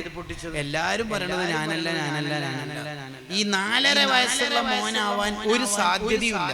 കാരണം ഒരു ഉയർന്ന തട്ടിന്റെ മേലെയാണ് ഈ ടാബ് വെച്ചേക്കുന്നത്. അവന്റെ കൈ അവിടെ എത്തൂല എന്ന് മാത്രമല്ല ഒരത് എടുക്കാൻ സാധ്യതയില്ല. സോ അവനോട് ചോദിച്ചിട്ട് കാര്യമില്ലാത്തതുകൊണ്ട് ബാക്കിയുള്ളവരോടൊക്കെ ചോദിച്ചു. ഈ ചോദ്യം കേട്ടിട്ട് ഇവൻ പറഞ്ഞു, ഉമ്മാമ ഞാൻ തന്നെ പൊട്ടിച്ചത്. നീ എങ്ങനെ പൊട്ടിക്കാൻ? ഞാന് ബോളോ ബാറ്റോ എന്തോ പറഞ്ഞു എടുക്കാൻ വേണ്ടിട്ട് സ്റ്റൂൾ വെച്ചിട്ട് കൈ റൈസ് ചെയ്തപ്പോ ഹാൻഡ് റൈസ് ചെയ്തപ്പോ എന്റെ കൈ തട്ടിയിട്ട് ടാബ് വീണ് പൊട്ടിയതാണ്. ഓ അത് ശരി. ശരി അന്ത മോൻ ഇങ്ങനെ സത്യം പറയാനുള്ള കാരണം ഉമ്മാമ്മല്ലേ മിന്നാന്ന് എന്നോട് പറഞ്ഞേ ജീലാനി തങ്ങൾ ആരോട് കളവ് പറയില്ല. അതന്നെ അതിന്റെ കാരണം. ഏത് കാലത്ത്? മുഹീദ്ദീൻ ശൈഖിന്റെ കാലത്തല്ല, മുഹീദ്ദീൻമാരെ നമുക്ക് പഠിപ്പിച്ചെന്ന ഖാദി മുഹമ്മദ് തങ്ങളുടെ കാലത്തുമല്ല. നൗ കറന്റ് സ്റ്റാറ്റസ് പറയുന്നത് സ്വാലിഹീങ്ങളുടെ ചരിത്രം പറഞ്ഞു കൊടുക്കണമെന്ന് നൂറ്റാണ്ടുകൾക്ക് മുമ്പ് ഗസാലി മാവ് പറഞ്ഞതിന്റെ അടയാളായി പറയണത്. ഉമ്മ കൊടുത്തൊരു ഉപദേശം ഉണ്ടായിരുന്നു ജീലാനി തങ്ങൾക്ക്. ആ ഉപദേശവുമായിട്ട് യാത്ര പുറപ്പെട്ട് വഴിമധ്യേ കൊള്ളക്കാര് ഈ കാഫില കച്ചവട സംഘത്തെ പിടികൂടി എല്ലാരും പരിശോധിച്ച് സ്വത്തുകളൊക്കെ പിടിച്ചെടുത്ത് ഈ കുട്ടിനോട് പറഞ്ഞ സ്വത്തൊന്നും ഉണ്ടാവില്ലല്ലോ, മാറിക്കോന്നു. ഒന്നുമില്ലല്ലോ ഉണ്ട്. കളിയാക്കാണോ? നിന്റെ അടുത്ത് എന്ത് സ്വത്തുണ്ടായി? ഈ ചെറിയ ചോട്ടമോന്റെ കയ്യിൽ എന്ത് സ്വത്തുണ്ടാവാനാ? ഉണ്ട്. കളിയാക്കാണോ? എവിടെയുള്ള സ്വത്ത്? ഇവിടെ ഉണ്ട്. എന്ത്? സ്വർണം. ഇങ്ങോട്ട് വന്നേ എന്ന് പറഞ്ഞിട്ട് കള്ളന്മാര് കൊള്ളക്കാരുടെ ലീഡറുടെ അടുത്തേക്ക് കൊണ്ടുപോയിട്ട് പറഞ്ഞു ഈ കുട്ടി ഇങ്ങനെയൊക്കെ പറയുന്നുണ്ട്. ആ തലവനായ ആള്, ലീഡറായ ആള് ചോദിച്ചു എന്താ മോനെ നമ്മൾ ആരാന്ന് അറിയില്ല, നിങ്ങൾക്ക് അറിയാം, കൊള്ളക്കാരാണെന്ന് അറിയാം. മോന്റെ കയ്യിൽ സ്വത്തില്ല എന്ന് നമുക്ക് ഉറപ്പാണ്, കാരണം മോനൊരു കുട്ടിയാണ്. മാത്രല്ല അഥവാ ഉണ്ടെങ്കിൽ തന്നെ മോന്റെ ബാഹ്യമായ എവിടെയും കാണാനുമില്ല. പിന്നെ ഇങ്ങനെ തുറന്നു പറയാനുള്ള കാരണം എന്താ? തുറന്നു പറയാനുള്ള കാരണം ആ കുട്ടി പറഞ്ഞു. നമ്മളൊരു നോട്ട് പുസ്തകത്തിൽ ആ കുട്ടിയുടെ നാവിൽ നിന്ന് പറഞ്ഞ ആ വാക്കുകൾ എഴുതി വെച്ചാൽ ഒരു വരി തികയൂല, അരവരിയേ ഉണ്ടാവുള്ളൂ. ആകെ അരവരി. ആ അരവരി ആ കുട്ടീന്റെ നാവിൽ നിന്ന് പുറത്തു വരുമ്പോഴേക്ക് ഈ ലോകത്തിൽ ലക്ഷക്കണക്കിന് ആള് നന്നാവാൻ മാത്രം ആ അക്ഷരങ്ങൾക്ക് ശക്തി ഉണ്ടായിരുന്നു.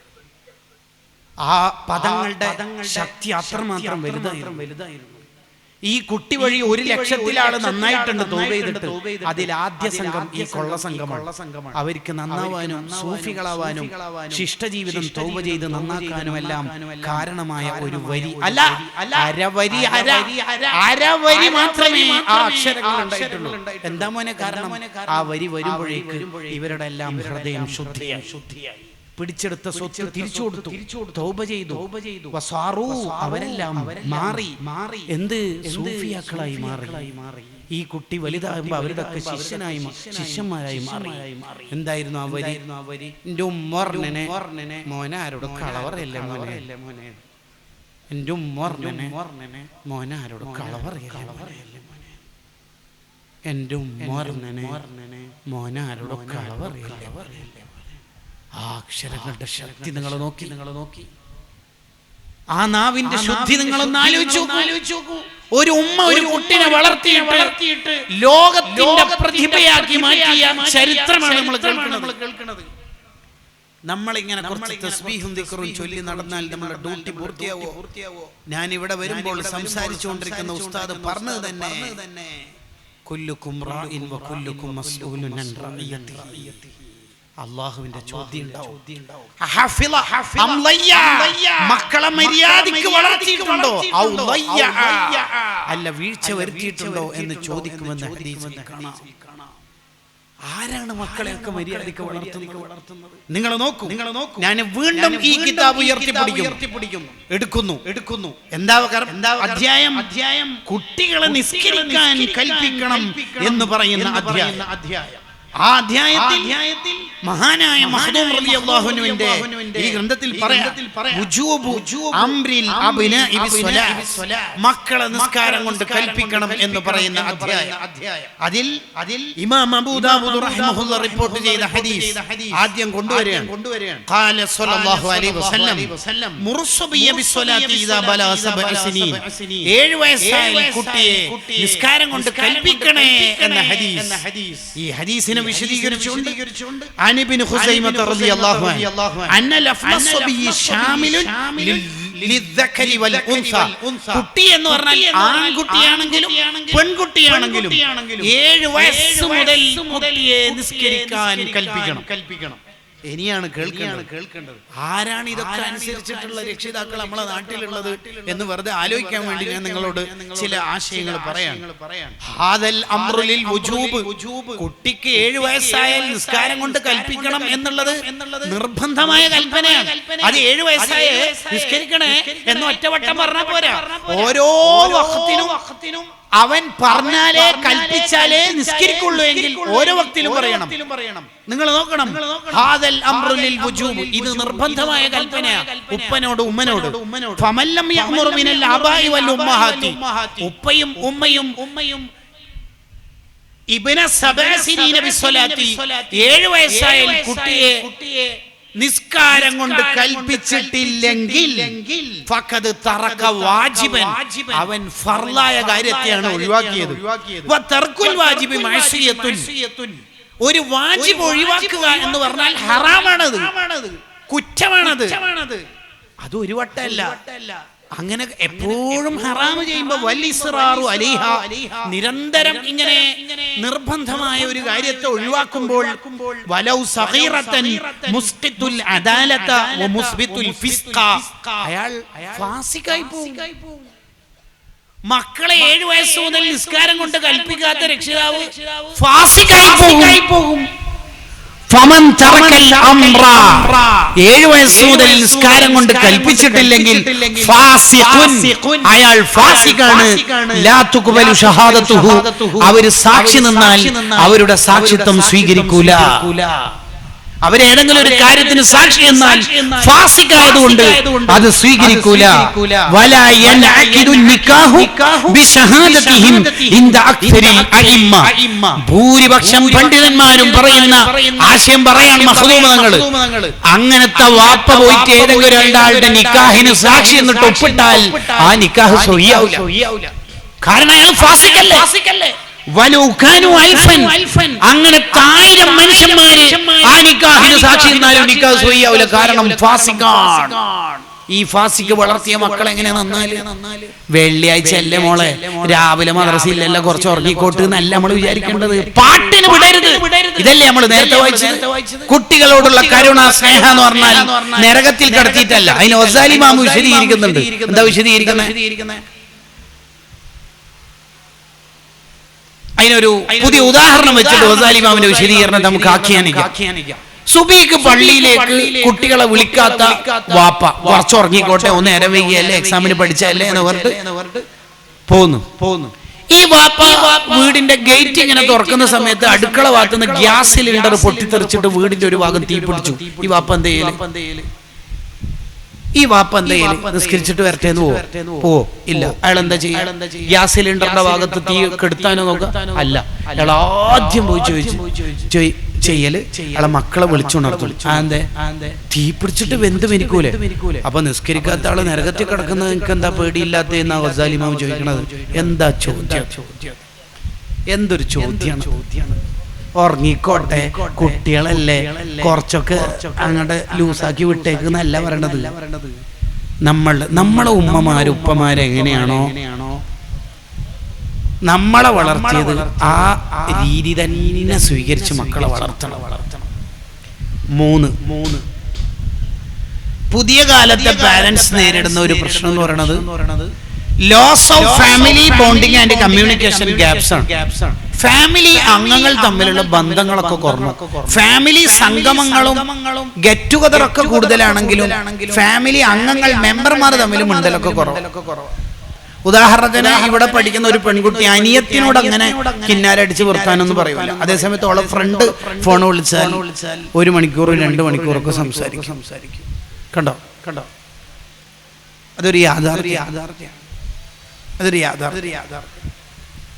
അതുകൊണ്ട് തന്നെ വീട്ടിലിപ്പോ ഫുഡൊക്കെ ബ്രേക്ക്ഫാസ്റ്റോ ലഞ്ചോ റെഡി ആയാല് ഫാമിലി ഗ്രൂപ്പിൽ മെസ്സേജ് അയക്കലാണ്, ഫുഡ് ഈസ് റെഡി, എല്ലാവരും വരിക.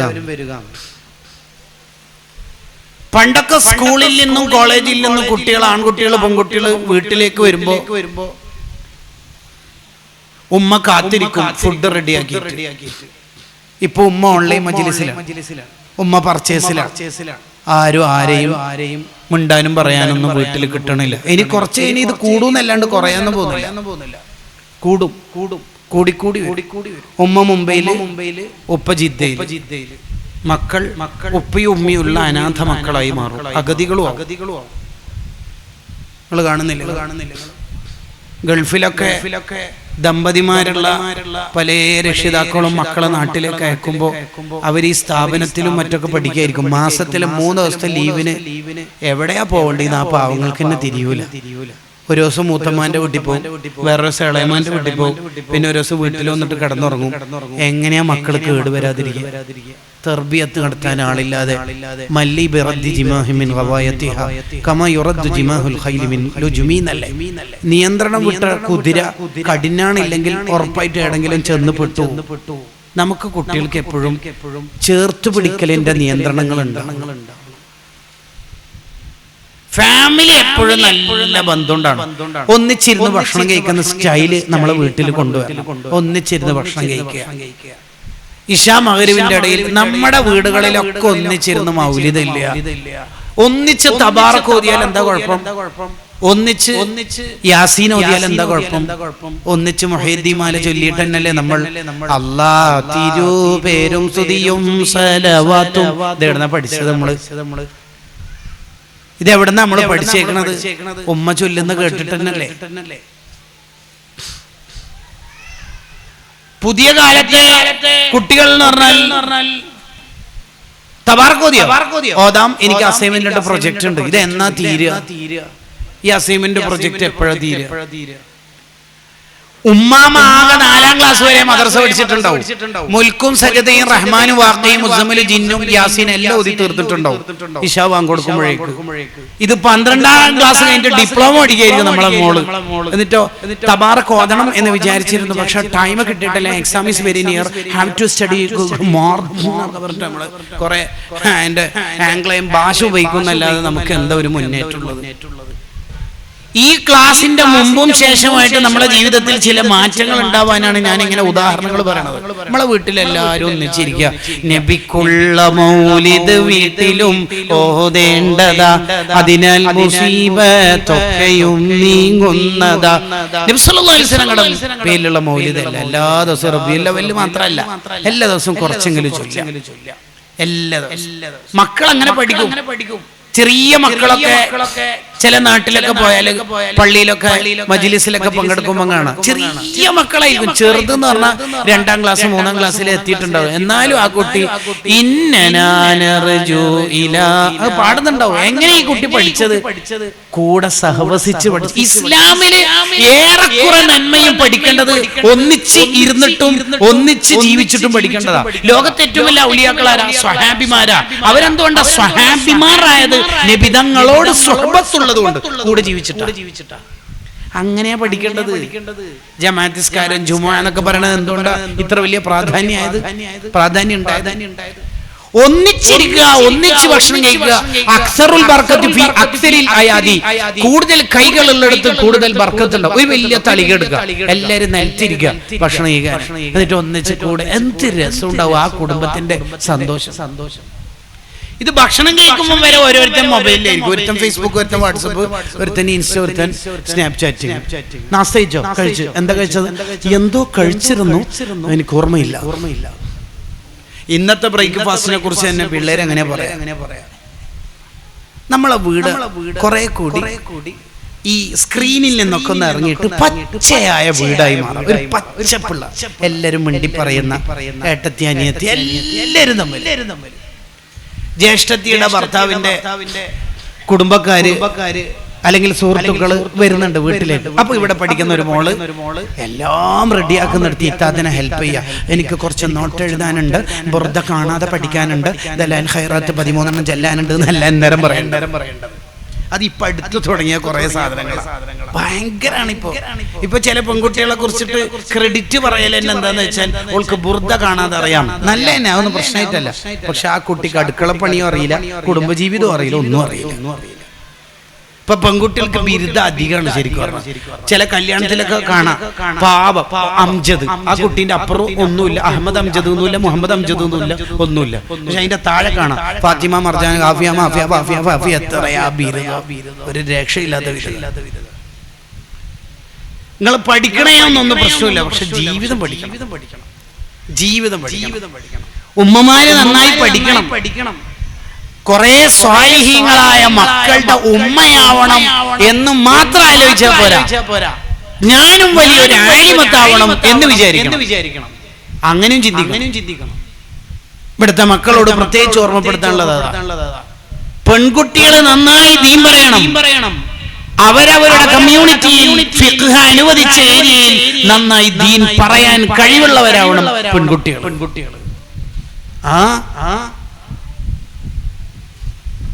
നബി സല്ലല്ലാഹു അലൈഹി വസല്ലം തങ്ങൾ ശരിക്കും പറഞ്ഞാൽ ഒന്നിലധികം കല്യാണം കഴിച്ചതിന്റെ കാരണം എന്താ? സ്ത്രീകൾ റിലേറ്റഡ് ആയ മസാല സഹാബത്തിന്റെ മുഖത്ത് നോക്കിയിട്ട് നേരിട്ട് ഡയറക്റ്റ് പറയാൻ അവിടത്തേക്ക് ലജ്ജയുണ്ട്. സ്ത്രീകളുമായി മാത്രം ബന്ധമുള്ള ചില മസാലകൾ ഉണ്ടാവുമല്ലോ, അത് നേരിട്ട് സഹാബത്തിന്റെ മുഖത്ത് നോക്കിയിട്ട് പറയാൻ തങ്ങൾക്ക് ഒരു ലജ്ജയാണ്. തങ്ങൾ അശദ്ദുന്നാസി ഹയാഅൻ, ഭയങ്കര ലജ്ജകളാണ്. അതേ സമയത്ത് ആ മസാല സ്ത്രീകൾ അറിയണം. അതിനാണ് ഒന്നിലധികം സ്ത്രീകളെ കല്യാണം കഴിച്ചത്. കാരണം അവരോട് ഇങ്ങനെ ഡയറക്റ്റ് അത് കുളിച്ചാൽ മതി, ചെയ്താൽ മതി എന്ന് പറയാം. വിവിധ അനുഭവങ്ങൾ ഉള്ളവരുണ്ടാവണം ഭാര്യമാരിൽ.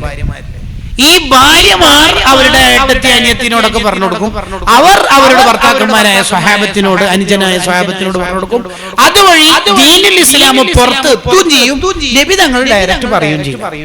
ഇമാം താജുദ്ദീൻ സുബ്കി റളിയല്ലാഹു അൻഹു അത് വിശദീകരിക്കുന്നു. കണ്ടോ, അപ്പോഴൊക്കെ ഈ ലോകത്തിന് സ്ത്രീകളുടെ മസല മുഴുവനും ഈ ലോകത്തിന് പകർന്നു തന്നത് ഉമ്മമാരാണ്.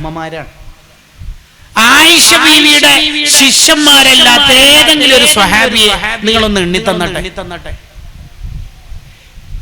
സ്വഹാബത്തിലെ അത്ഭുത പ്രതിഭകളായ ഇബ്നു അബ്ബാസ് റളിയല്ലാഹു അൻഹുമ, ഇബ്നു ഉമർ റളിയല്ലാഹു അൻഹുമ പോലും സംശയം വന്ന ആയിഷ ബീവിന്റെ അടുത്തേക്ക് പോകും, സംശയം ചോദിക്കും.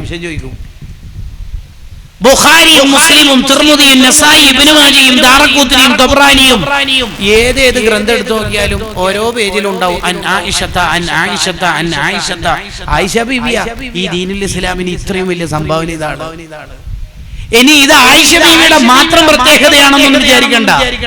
മുസ്നദ് അഹ്മദ് എന്ന ഗ്രന്ഥത്തിൽ 120ലധികം സ്വഹാബി വനിതകളെ മുഹദ്ദിസത്തായിട്ട് പരിചയപ്പെടുത്തിയിട്ടുണ്ട്. എങ്ങനെയുണ്ട് നിങ്ങൾ നോക്കി. ലോകത്ത് അത്ഭുതം സൃഷ്ടിച്ച ലക്ഷക്കണക്കിന് ഹദീസ് മനഃപ്പാഠമാക്കിയ സ്വഹീഹ് ബുഖാരിയുടെ ഏറ്റവും പ്രൗഢമായ വിശദീകരണ ഗ്രന്ഥം എഴുതിയ ഹാഫിദ് ഇബ്നു ഹജർ അൽ-അസ്ഖലാനി റളിയല്ലാഹു അൻഹു, ഇബ്നു ഹജർ അൽ-അസ്ഖലാനിക്ക് 50ലധികം ശൈഖത്തുമാരുണ്ട്. ഇബ്നു ഹജർ അൽ-അസ്ഖലാനി തങ്ങളുടെ ഉസ്താദത്തുമാര് 50ലധികം ആളുണ്ട്. സഖാവി ഇമാമിനുണ്ട്, സുയൂത്തി ഇമാമിനുണ്ട്, അദ്ദുറുൽ കാമിന നോക്കൂ, അല്ലാഹു ഉല്ലാമിയ നോക്കൂ, ഹാഫിദ് ദഹബിയുടെ താരീഖിന്റെ ഗ്രന്ഥങ്ങൾ എടുത്തു നോക്കൂ. നമ്മൾ വെറും വെണ്ടക്ക മുറിക്കേണ്ടവരും കാബേജ് ചുരണ്ടേണ്ടവരും അല്ല. ഒരുപാട് മക്കൾ സ്വാലിഹീങ്ങളായിട്ട് എനിക്ക് ഉണ്ടാവണം, ആലിമായ മോനുണ്ടാവണം എന്ന് മാത്രം വിചാരിച്ചാൽ പോരാ, ഞാനും ഒരു ആലിമത്താവണം എന്ന് വിചാരിക്കണം. അപ്പോഴാ നമ്മുടെ സനദും ബിരുദദാന ചടങ്ങൊക്കെ സാർത്ഥകമാവും, മുതലാവും. അല്ലാതെ ഒരു സർട്ടിഫിക്കറ്റിന്റെ പേപ്പറിൽ ഒതുക്കാനല്ല നമ്മുടെ കോഴ്സുകളൊന്നും. അത്ഭുതപ്പെട്ടു പോകും ചരിത്രമൊക്കെ പഠിച്ചാൽ. ഇപ്പോൾ എന്റെ ഏരിയ അതല്ല, എനിക്ക് തന്ന വിഷയം അതല്ല, ഞാൻ ആ ഭാഗത്തേക്ക് കൂടുതൽ പോകുന്നില്ല. അപ്പൊ ഫാമിലി അംഗങ്ങൾ തമ്മിലൊക്കെ വലിയ ബന്ധമുണ്ടാവും, ഭയങ്കര ബന്ധമായിരിക്കും. എല്ലാവരും കൂടെ ഇരിക്കുക, ആത്മീയ മജ്‌ലിസ് സംഘടിപ്പിക്കുക, സുഖവിവരങ്ങൾ അന്വേഷിക്കുക, സംസാരിക്കുക. അങ്ങനെ മൂത്തമ്മ ഇളയമ്മ അവരുടെ അടുത്തൊക്കെ പോവുക. പരീക്ഷ ആവാനാകുമ്പോ മൂത്തമ്മാനെ കാണാൻ പോവുക, ഉമ്മാന്റെ ജ്യേഷ്ഠത്തിയെ. എന്താ മോളു? ഒന്നുമില്ല, പരീക്ഷ ആവാനായി, മൂത്തമ്മ ദ്വാരക്കണം. ഞാൻ ദ്വാരക്കാനാ? മോളല്ലേ നമുക്കല്ല, പരീക്ഷ ആവാനായി, മൂത്തമ്മ ദ്വാരക്കണം, റമദാനൊക്കെ ആയല്ലോ, മൂത്തമ്മ ദ്വാരക്കണം എന്നൊക്കെ പറിച്ച് കൈയൊക്കെ പിടിച്ച് ഒന്ന് മുത്തി നോക്കി, മൂത്തമ്മയും കരഞ്ഞു. അൽ ഖാലത്തു ബി മൻസിലത്തിൽ ഉമ്മീന ഇസ്ലാം. മൂത്തമ്മ ഇളയമ്മ ഉമ്മാന്റെ സ്ഥാന ഇസ്ലാമിലെ. നബി സല്ലല്ലാഹു അലൈഹി വസല്ലം തങ്ങളുടെ വർത്താന. ഉപ്പാന്റെ ഏട്ടൻ, ഉപ്പാന്റെ അഞ്ചൻ, മൂത്താപ്പമാരെ ഇളയപ്പമാരുടെ ഒക്കെ അടുത്ത് പോയിട്ട് ഫൗസി എന്താ ഇവിടെ വന്നത്? മുത്താപ്പ ദ്വാരക്കണം, റമദാനൊക്കെ ആയില്ലേ. മോളെ ഞാനെന്ത് ദ്വാരക്കാനാ? മൂത്താബ് ദ്വാരന്നാ ഞാൻ നന്നാവും, മൂത്താബ് ദ്വാരക്കണം കേട്ടോ. അവരെന്നെ കരഞ്ഞു പോലെ. ഇങ്ങനെയാ മനുഷ്യന്മാരെ ജീവിക്കേണ്ടത്. അങ്ങനെ ജീവിക്കേണ്ടത്. ആട്യത്വവും പ്രൗഢിയും ഒക്കെ നിർത്തിയിട്ട് ഒരു പച്ചപ്പുള്ള ജീവിതം. എല്ലാവരും അനുജത്തി അനുജൻ അവരൊക്കെ നല്ല സ്നേഹിക്കണം. ഇബ്നു ഹജർ തങ്ങൾക്ക് കുടുംബവിശേഷങ്ങൾ പറയാൻ ഒരു കിതാബുണ്ട്. അസ്നൽ മത്വാലിബ് ഫീ സുലത്തിൽ അർഹാമി വൽ അഖാരിബ് എന്നാണ് കിതാബിന്റെ പേര്. അതിൽ കാണാം മൂത്ത ആളെ ഇളയ ആളോട് ഉപ്പ മക്കളോട് കാണിക്കുന്ന സ്നേഹമാണ് കാണിക്കേണ്ടത്. ഈ കൂട്ടത്തിൽ അനുജത്തിമാരുള്ളവർ ഒന്ന് കൈപൊക്കുന്നു മറിന്റെ അപ്പുറത്തെന്ന് പറഞ്ഞാൽ ഏറെക്കുറെ ആൾക്കും ഉണ്ടാവും. അനുജനുള്ളവർ അനുജത്തിയുള്ളവർ കുറെ ആൾക്കാരുണ്ടാവും. ശരിയാണ്. ഈ അനുജത്തി അടിച്ചിട്ടില്ല, കുത്തിയില്ല, നുള്ളിയില്ല, വേദനിപ്പിച്ചില്ല എന്ന് പറയുന്നവർ എത്ര പേരുണ്ടാവും? 63 വയസ്സിന്റെ ഇടയിൽ നബി സല്ലല്ലാഹു അലൈഹി വസല്ലം മക്കളെ അടിച്ചില്ലല്ലോ. നിങ്ങൾ ആലോചിക്കുക, വെറുതെ നമ്മളെ അനിയത്തിന്റെ ഒരു മുഖം ആർത്തോക്കി. ചെറിയ മോള്, ചെറിയ കുട്ടി. എൻ്റെ നാട്ടിൽ നിന്ന് ഇപ്പം അടുത്ത് ഒരു കുട്ടി മദ്രസയിൽ നിന്ന് തിരിച്ചു വരുമ്പോൾ 10 വയസ്സുള്ള മോനെ സൈക്കിൾ എടുത്തിട്ട് വരുമ്പോൾ ലോറി അടിച്ചിട്ട് മരിച്ചു. മരിക്കുന്ന സമയത്ത് ആ കുട്ടീൻ്റെ കയ്യിൽ കൗണ്ടർ ഉണ്ട്, സ്വലാത്ത് ചൊല്ലിക്കൊണ്ടിരിക്കുന്ന. ആ കുട്ടീൻ്റെ തല റോഡിനിടിച്ചപ്പോൾ ഈ കുട്ടി കൂട്ടുകാരോട് പറഞ്ഞത്, ഒന്നിച്ചുള്ള കൂട്ടുകാരോട് പറഞ്ഞത്, ഉമ്മാനോട് പറയല്ലേ ഞാൻ വീണത്, കാരണം ഉമ്മക്ക് വിഷമാവും. ആ മോനാന്ന് മയ്യത്തുമായിട്ട് പിന്നെ കുറച്ച് കഴിഞ്ഞിട്ട് വീട്ടിലേക്ക് വരുന്നത്. ഇങ്ങനെ നമ്മളെ അനുജത്തിയോ മോനോ മോളോ ഇന്നോ നാളെ എപ്പോഴെങ്കിലും ഒരു അപകടത്തിലോ മറ്റോ മരിച്ചിട്ട് പിന്നെ ആ മയ്യത്തിന് ചുംബിച്ചിട്ടും കുറെ കരഞ്ഞിട്ടും എന്താ കാര്യം?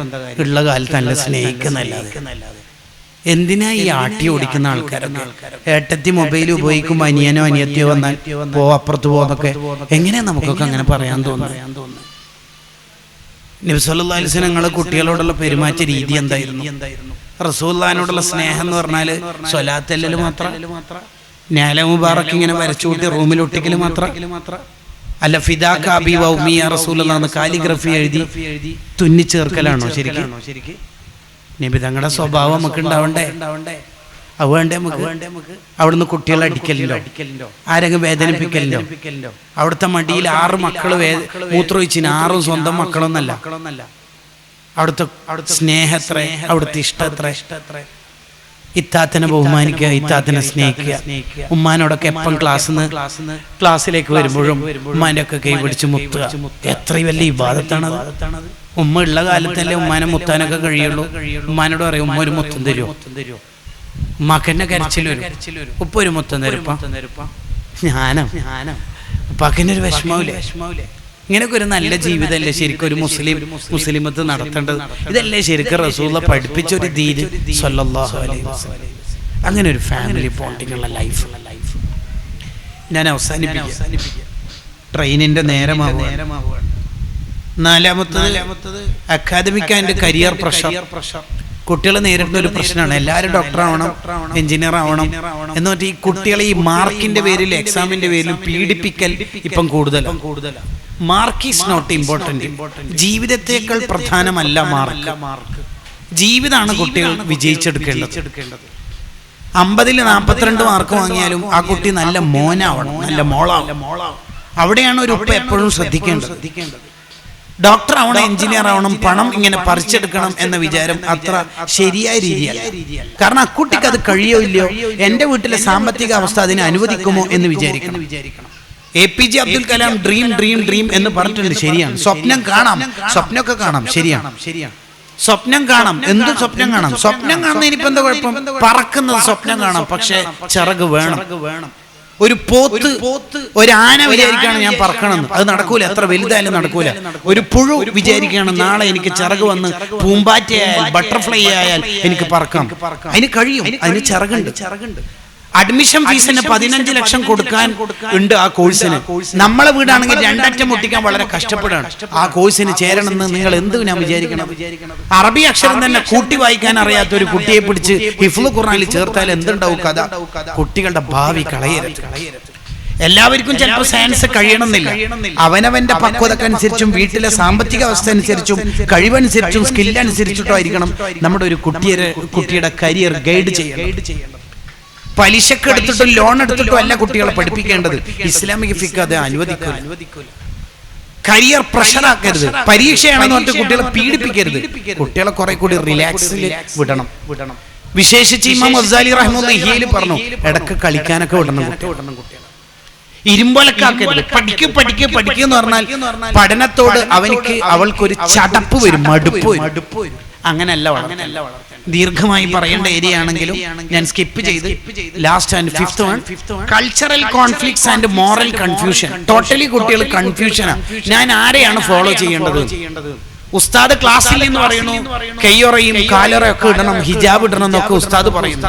പക്ഷെ ഉമ്മ പലപ്പോഴും ഷോപ്പിൽ പോയിട്ട് ഹിജാബ് ഇടാതെ അന്യപുരുഷനോട് സംസാരിക്കുന്നത് ഈ മോൾ എന്നെ കാണുന്നുണ്ടെങ്കിൽ ഈ മോള് വിചാരിക്കൂലേ ഞാൻ ആരെയാണ് ഫോളോ ചെയ്യേണ്ടത്? ജ്യേഷ്ഠത്തി പലപ്പോഴും പർച്ചേസിനും മാളിലും ബീച്ചിലൊക്കെ പോകുന്നുണ്ട്. ഈ പോകുന്നതൊന്നും പലപ്പോഴും ഔറത്ത് ശരിയാവണ്ണം മറച്ചിട്ടല്ല എന്ന് കാണുന്ന ഒരു കുട്ടി വുമൻസ് കോളേജിൽ വന്നിട്ട് പഠിക്കാണ് ഉസ്താദിന്റെ അടുത്ത്. മുഖം മാത്രം മറക്കലല്ല നിർബന്ധം, കൈയും കാലും മറക്കൽ നിർബന്ധമാണ്. അത് ഒരു ഉസ്താദിന്റെ ഭാര്യക്ക് മാത്രമുള്ള നിർബന്ധമല്ല, ഇസ്ലാമിക മുസ്ലിമത്തായ ഏതൊരു പെണ്ണിൽ നിർബന്ധമാണ് എന്ന് പഠിക്കുമ്പോൾ ആ കുട്ടി ആലോചിക്കൂലേ, ഉമ്മ ഇടാറുണ്ടോ, ജ്യേഷ്ഠത്തി ഇടാറുണ്ടോ? ഉറപ്പാലോചിക്കാറില്ലേ? ഷുവറല്ലേ? ഉറപ്പല്ലേ? മുടി ശരിയാവണ്ണം വളർത്തണമെന്നൊരു ചെറുക്കനോട് ഉസ്താദ് പറയുമ്പോ ഏട്ടന്റെ ജ്യേഷ്ഠന്റെ മുടിനെ കുറിച്ചല്ലേ ഓർമ്മിക്കുള്ളൂ? ഉറപ്പല്ലേ? സുബിക്ക് ശേഷം ഉറങ്ങിയാൽ ബർക്കത്ത് കുറയും എന്ന് മദ്രസയിന്നോ കോളേജിൽ നിന്നോ ഒരു കുട്ടി പഠിക്കുമ്പോ ആ കുട്ടി ആലോചിക്കൽ എന്താ, ഉമ്മ എപ്പോ അങ്ങനെ ഉറങ്ങാറുണ്ടല്ലോ, നിസ്കരിക്കാൻ പറ്റാത്ത സമയത്തും എണീക്കാറില്ലല്ലോ എന്ന് ചിന്തിക്കൂലേ? ഉറപ്പല്ലേ? അപ്പൊ കുട്ടികൾ കൺഫ്യൂഷനിലാണ്, കോൺഫ്ലിക്റ്റിലാണ്. CONF ആണ് അതിന്റെ ആദ്യ 4 അക്ഷരം. നമുക്ക് അതിൽ തന്നെ ഒരു പരിഹാരം വെച്ചേക്കാം. കോൺഫിഡൻസ് രൂപപ്പെടുത്താം. ഉമ്മയും കോൺഫിഡൻസ് രൂപപ്പെടുത്തണം എന്ന് പറഞ്ഞാൽ മോളോ ഫാത്തി മോക്ക് ഉമ്മാനെ കണ്ടുപിടിക്കാം. ഉമ്മാന്റെ ഒരു ദിവസം ടൈം ടേബിൾ മോക്ക് ഞാൻ പറഞ്ഞു. തഹജ്ജുദിന് ഉണരുന്ന മുതൽ രാത്രി ഉറങ്ങുന്നത് വരെയുള്ള ടൈം ടേബിൾ പറഞ്ഞു കൊടുത്തിട്ട് പറയാം.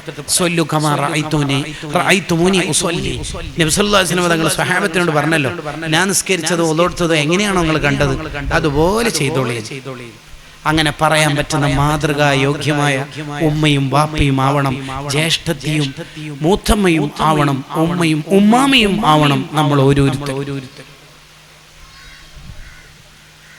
അബൂ യസീദുൽ ബിസ്താമി റളിയല്ലാഹു അൻഹു ഏറ്റവും ചെറിയ പ്രായത്തിൽ 10 വയസ്സാവുന്നതിന് മുമ്പ് തന്നെ തഹജ്ജുദ് നിസ്കാരം ആരംഭിച്ചാളാ.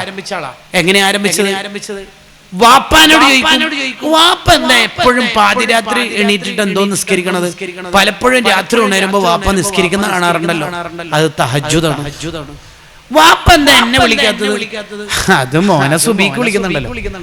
വാപ്പ സുബിയും നിസ്കരിക്കുന്നു, തഹജ്ജുദ് നിസ്കരിക്കുന്നു, എനിക്ക് സുബി മാത്ര എന്തേ? വാപ്പാക്ക് നരകം പേടിയാണ് മോനെ.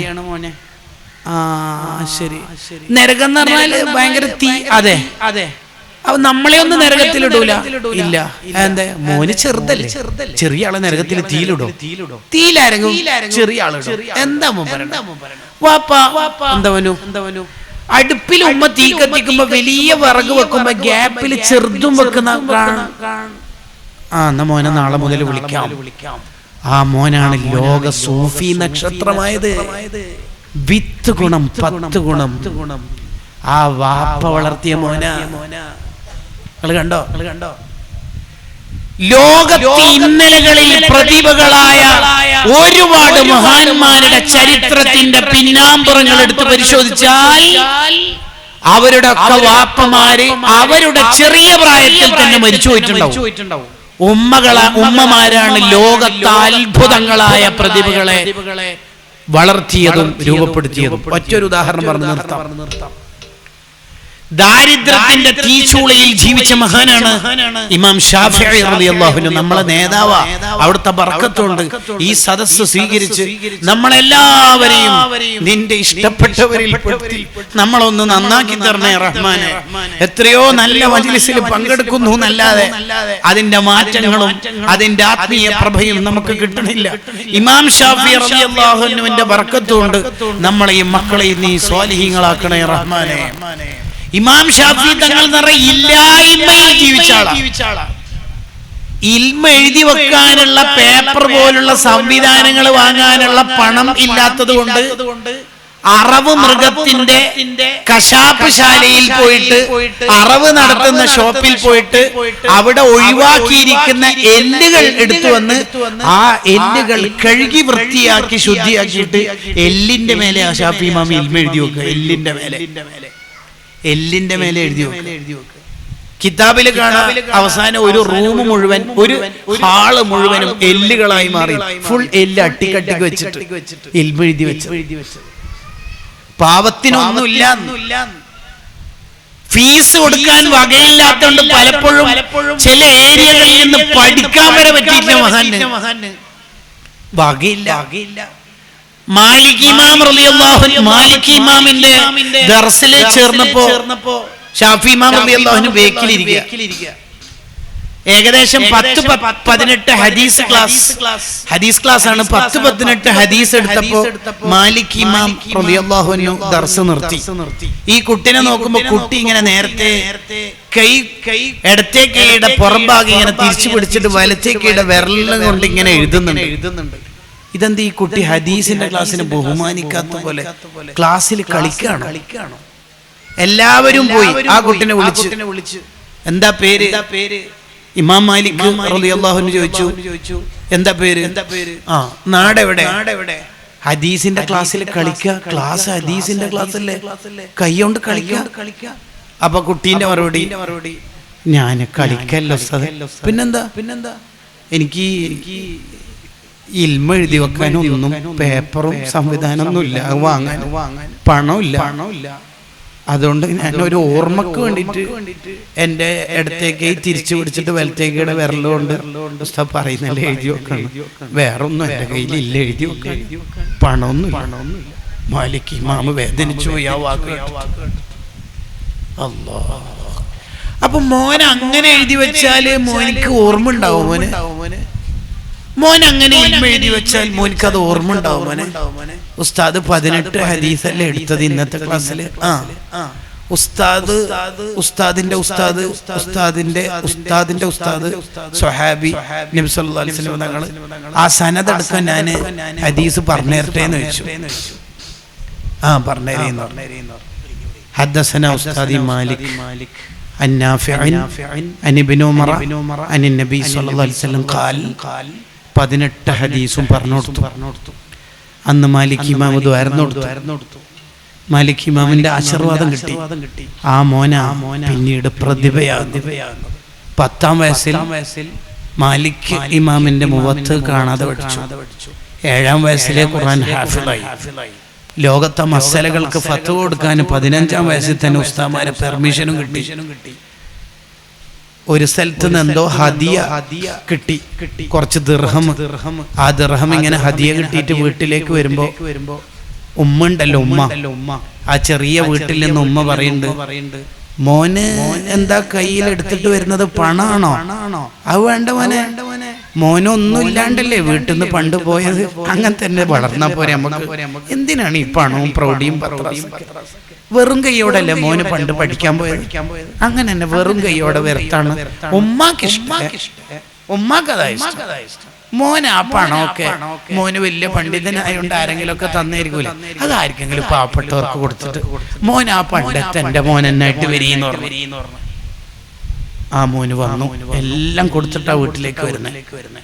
ആ മോനാണ് ലോകം മുഴുവനും അറിവിന്റെ രേണുക്കൾ കൊണ്ട് പ്രകാശം സൃഷ്ടിച്ച ആലിമു ഖുറൈശിൻ യംലഉ തിബാക്കൽ അർളി ഇൽമാ, ഇമാം ഷാഫി റളിയല്ലാഹു അൻഹു.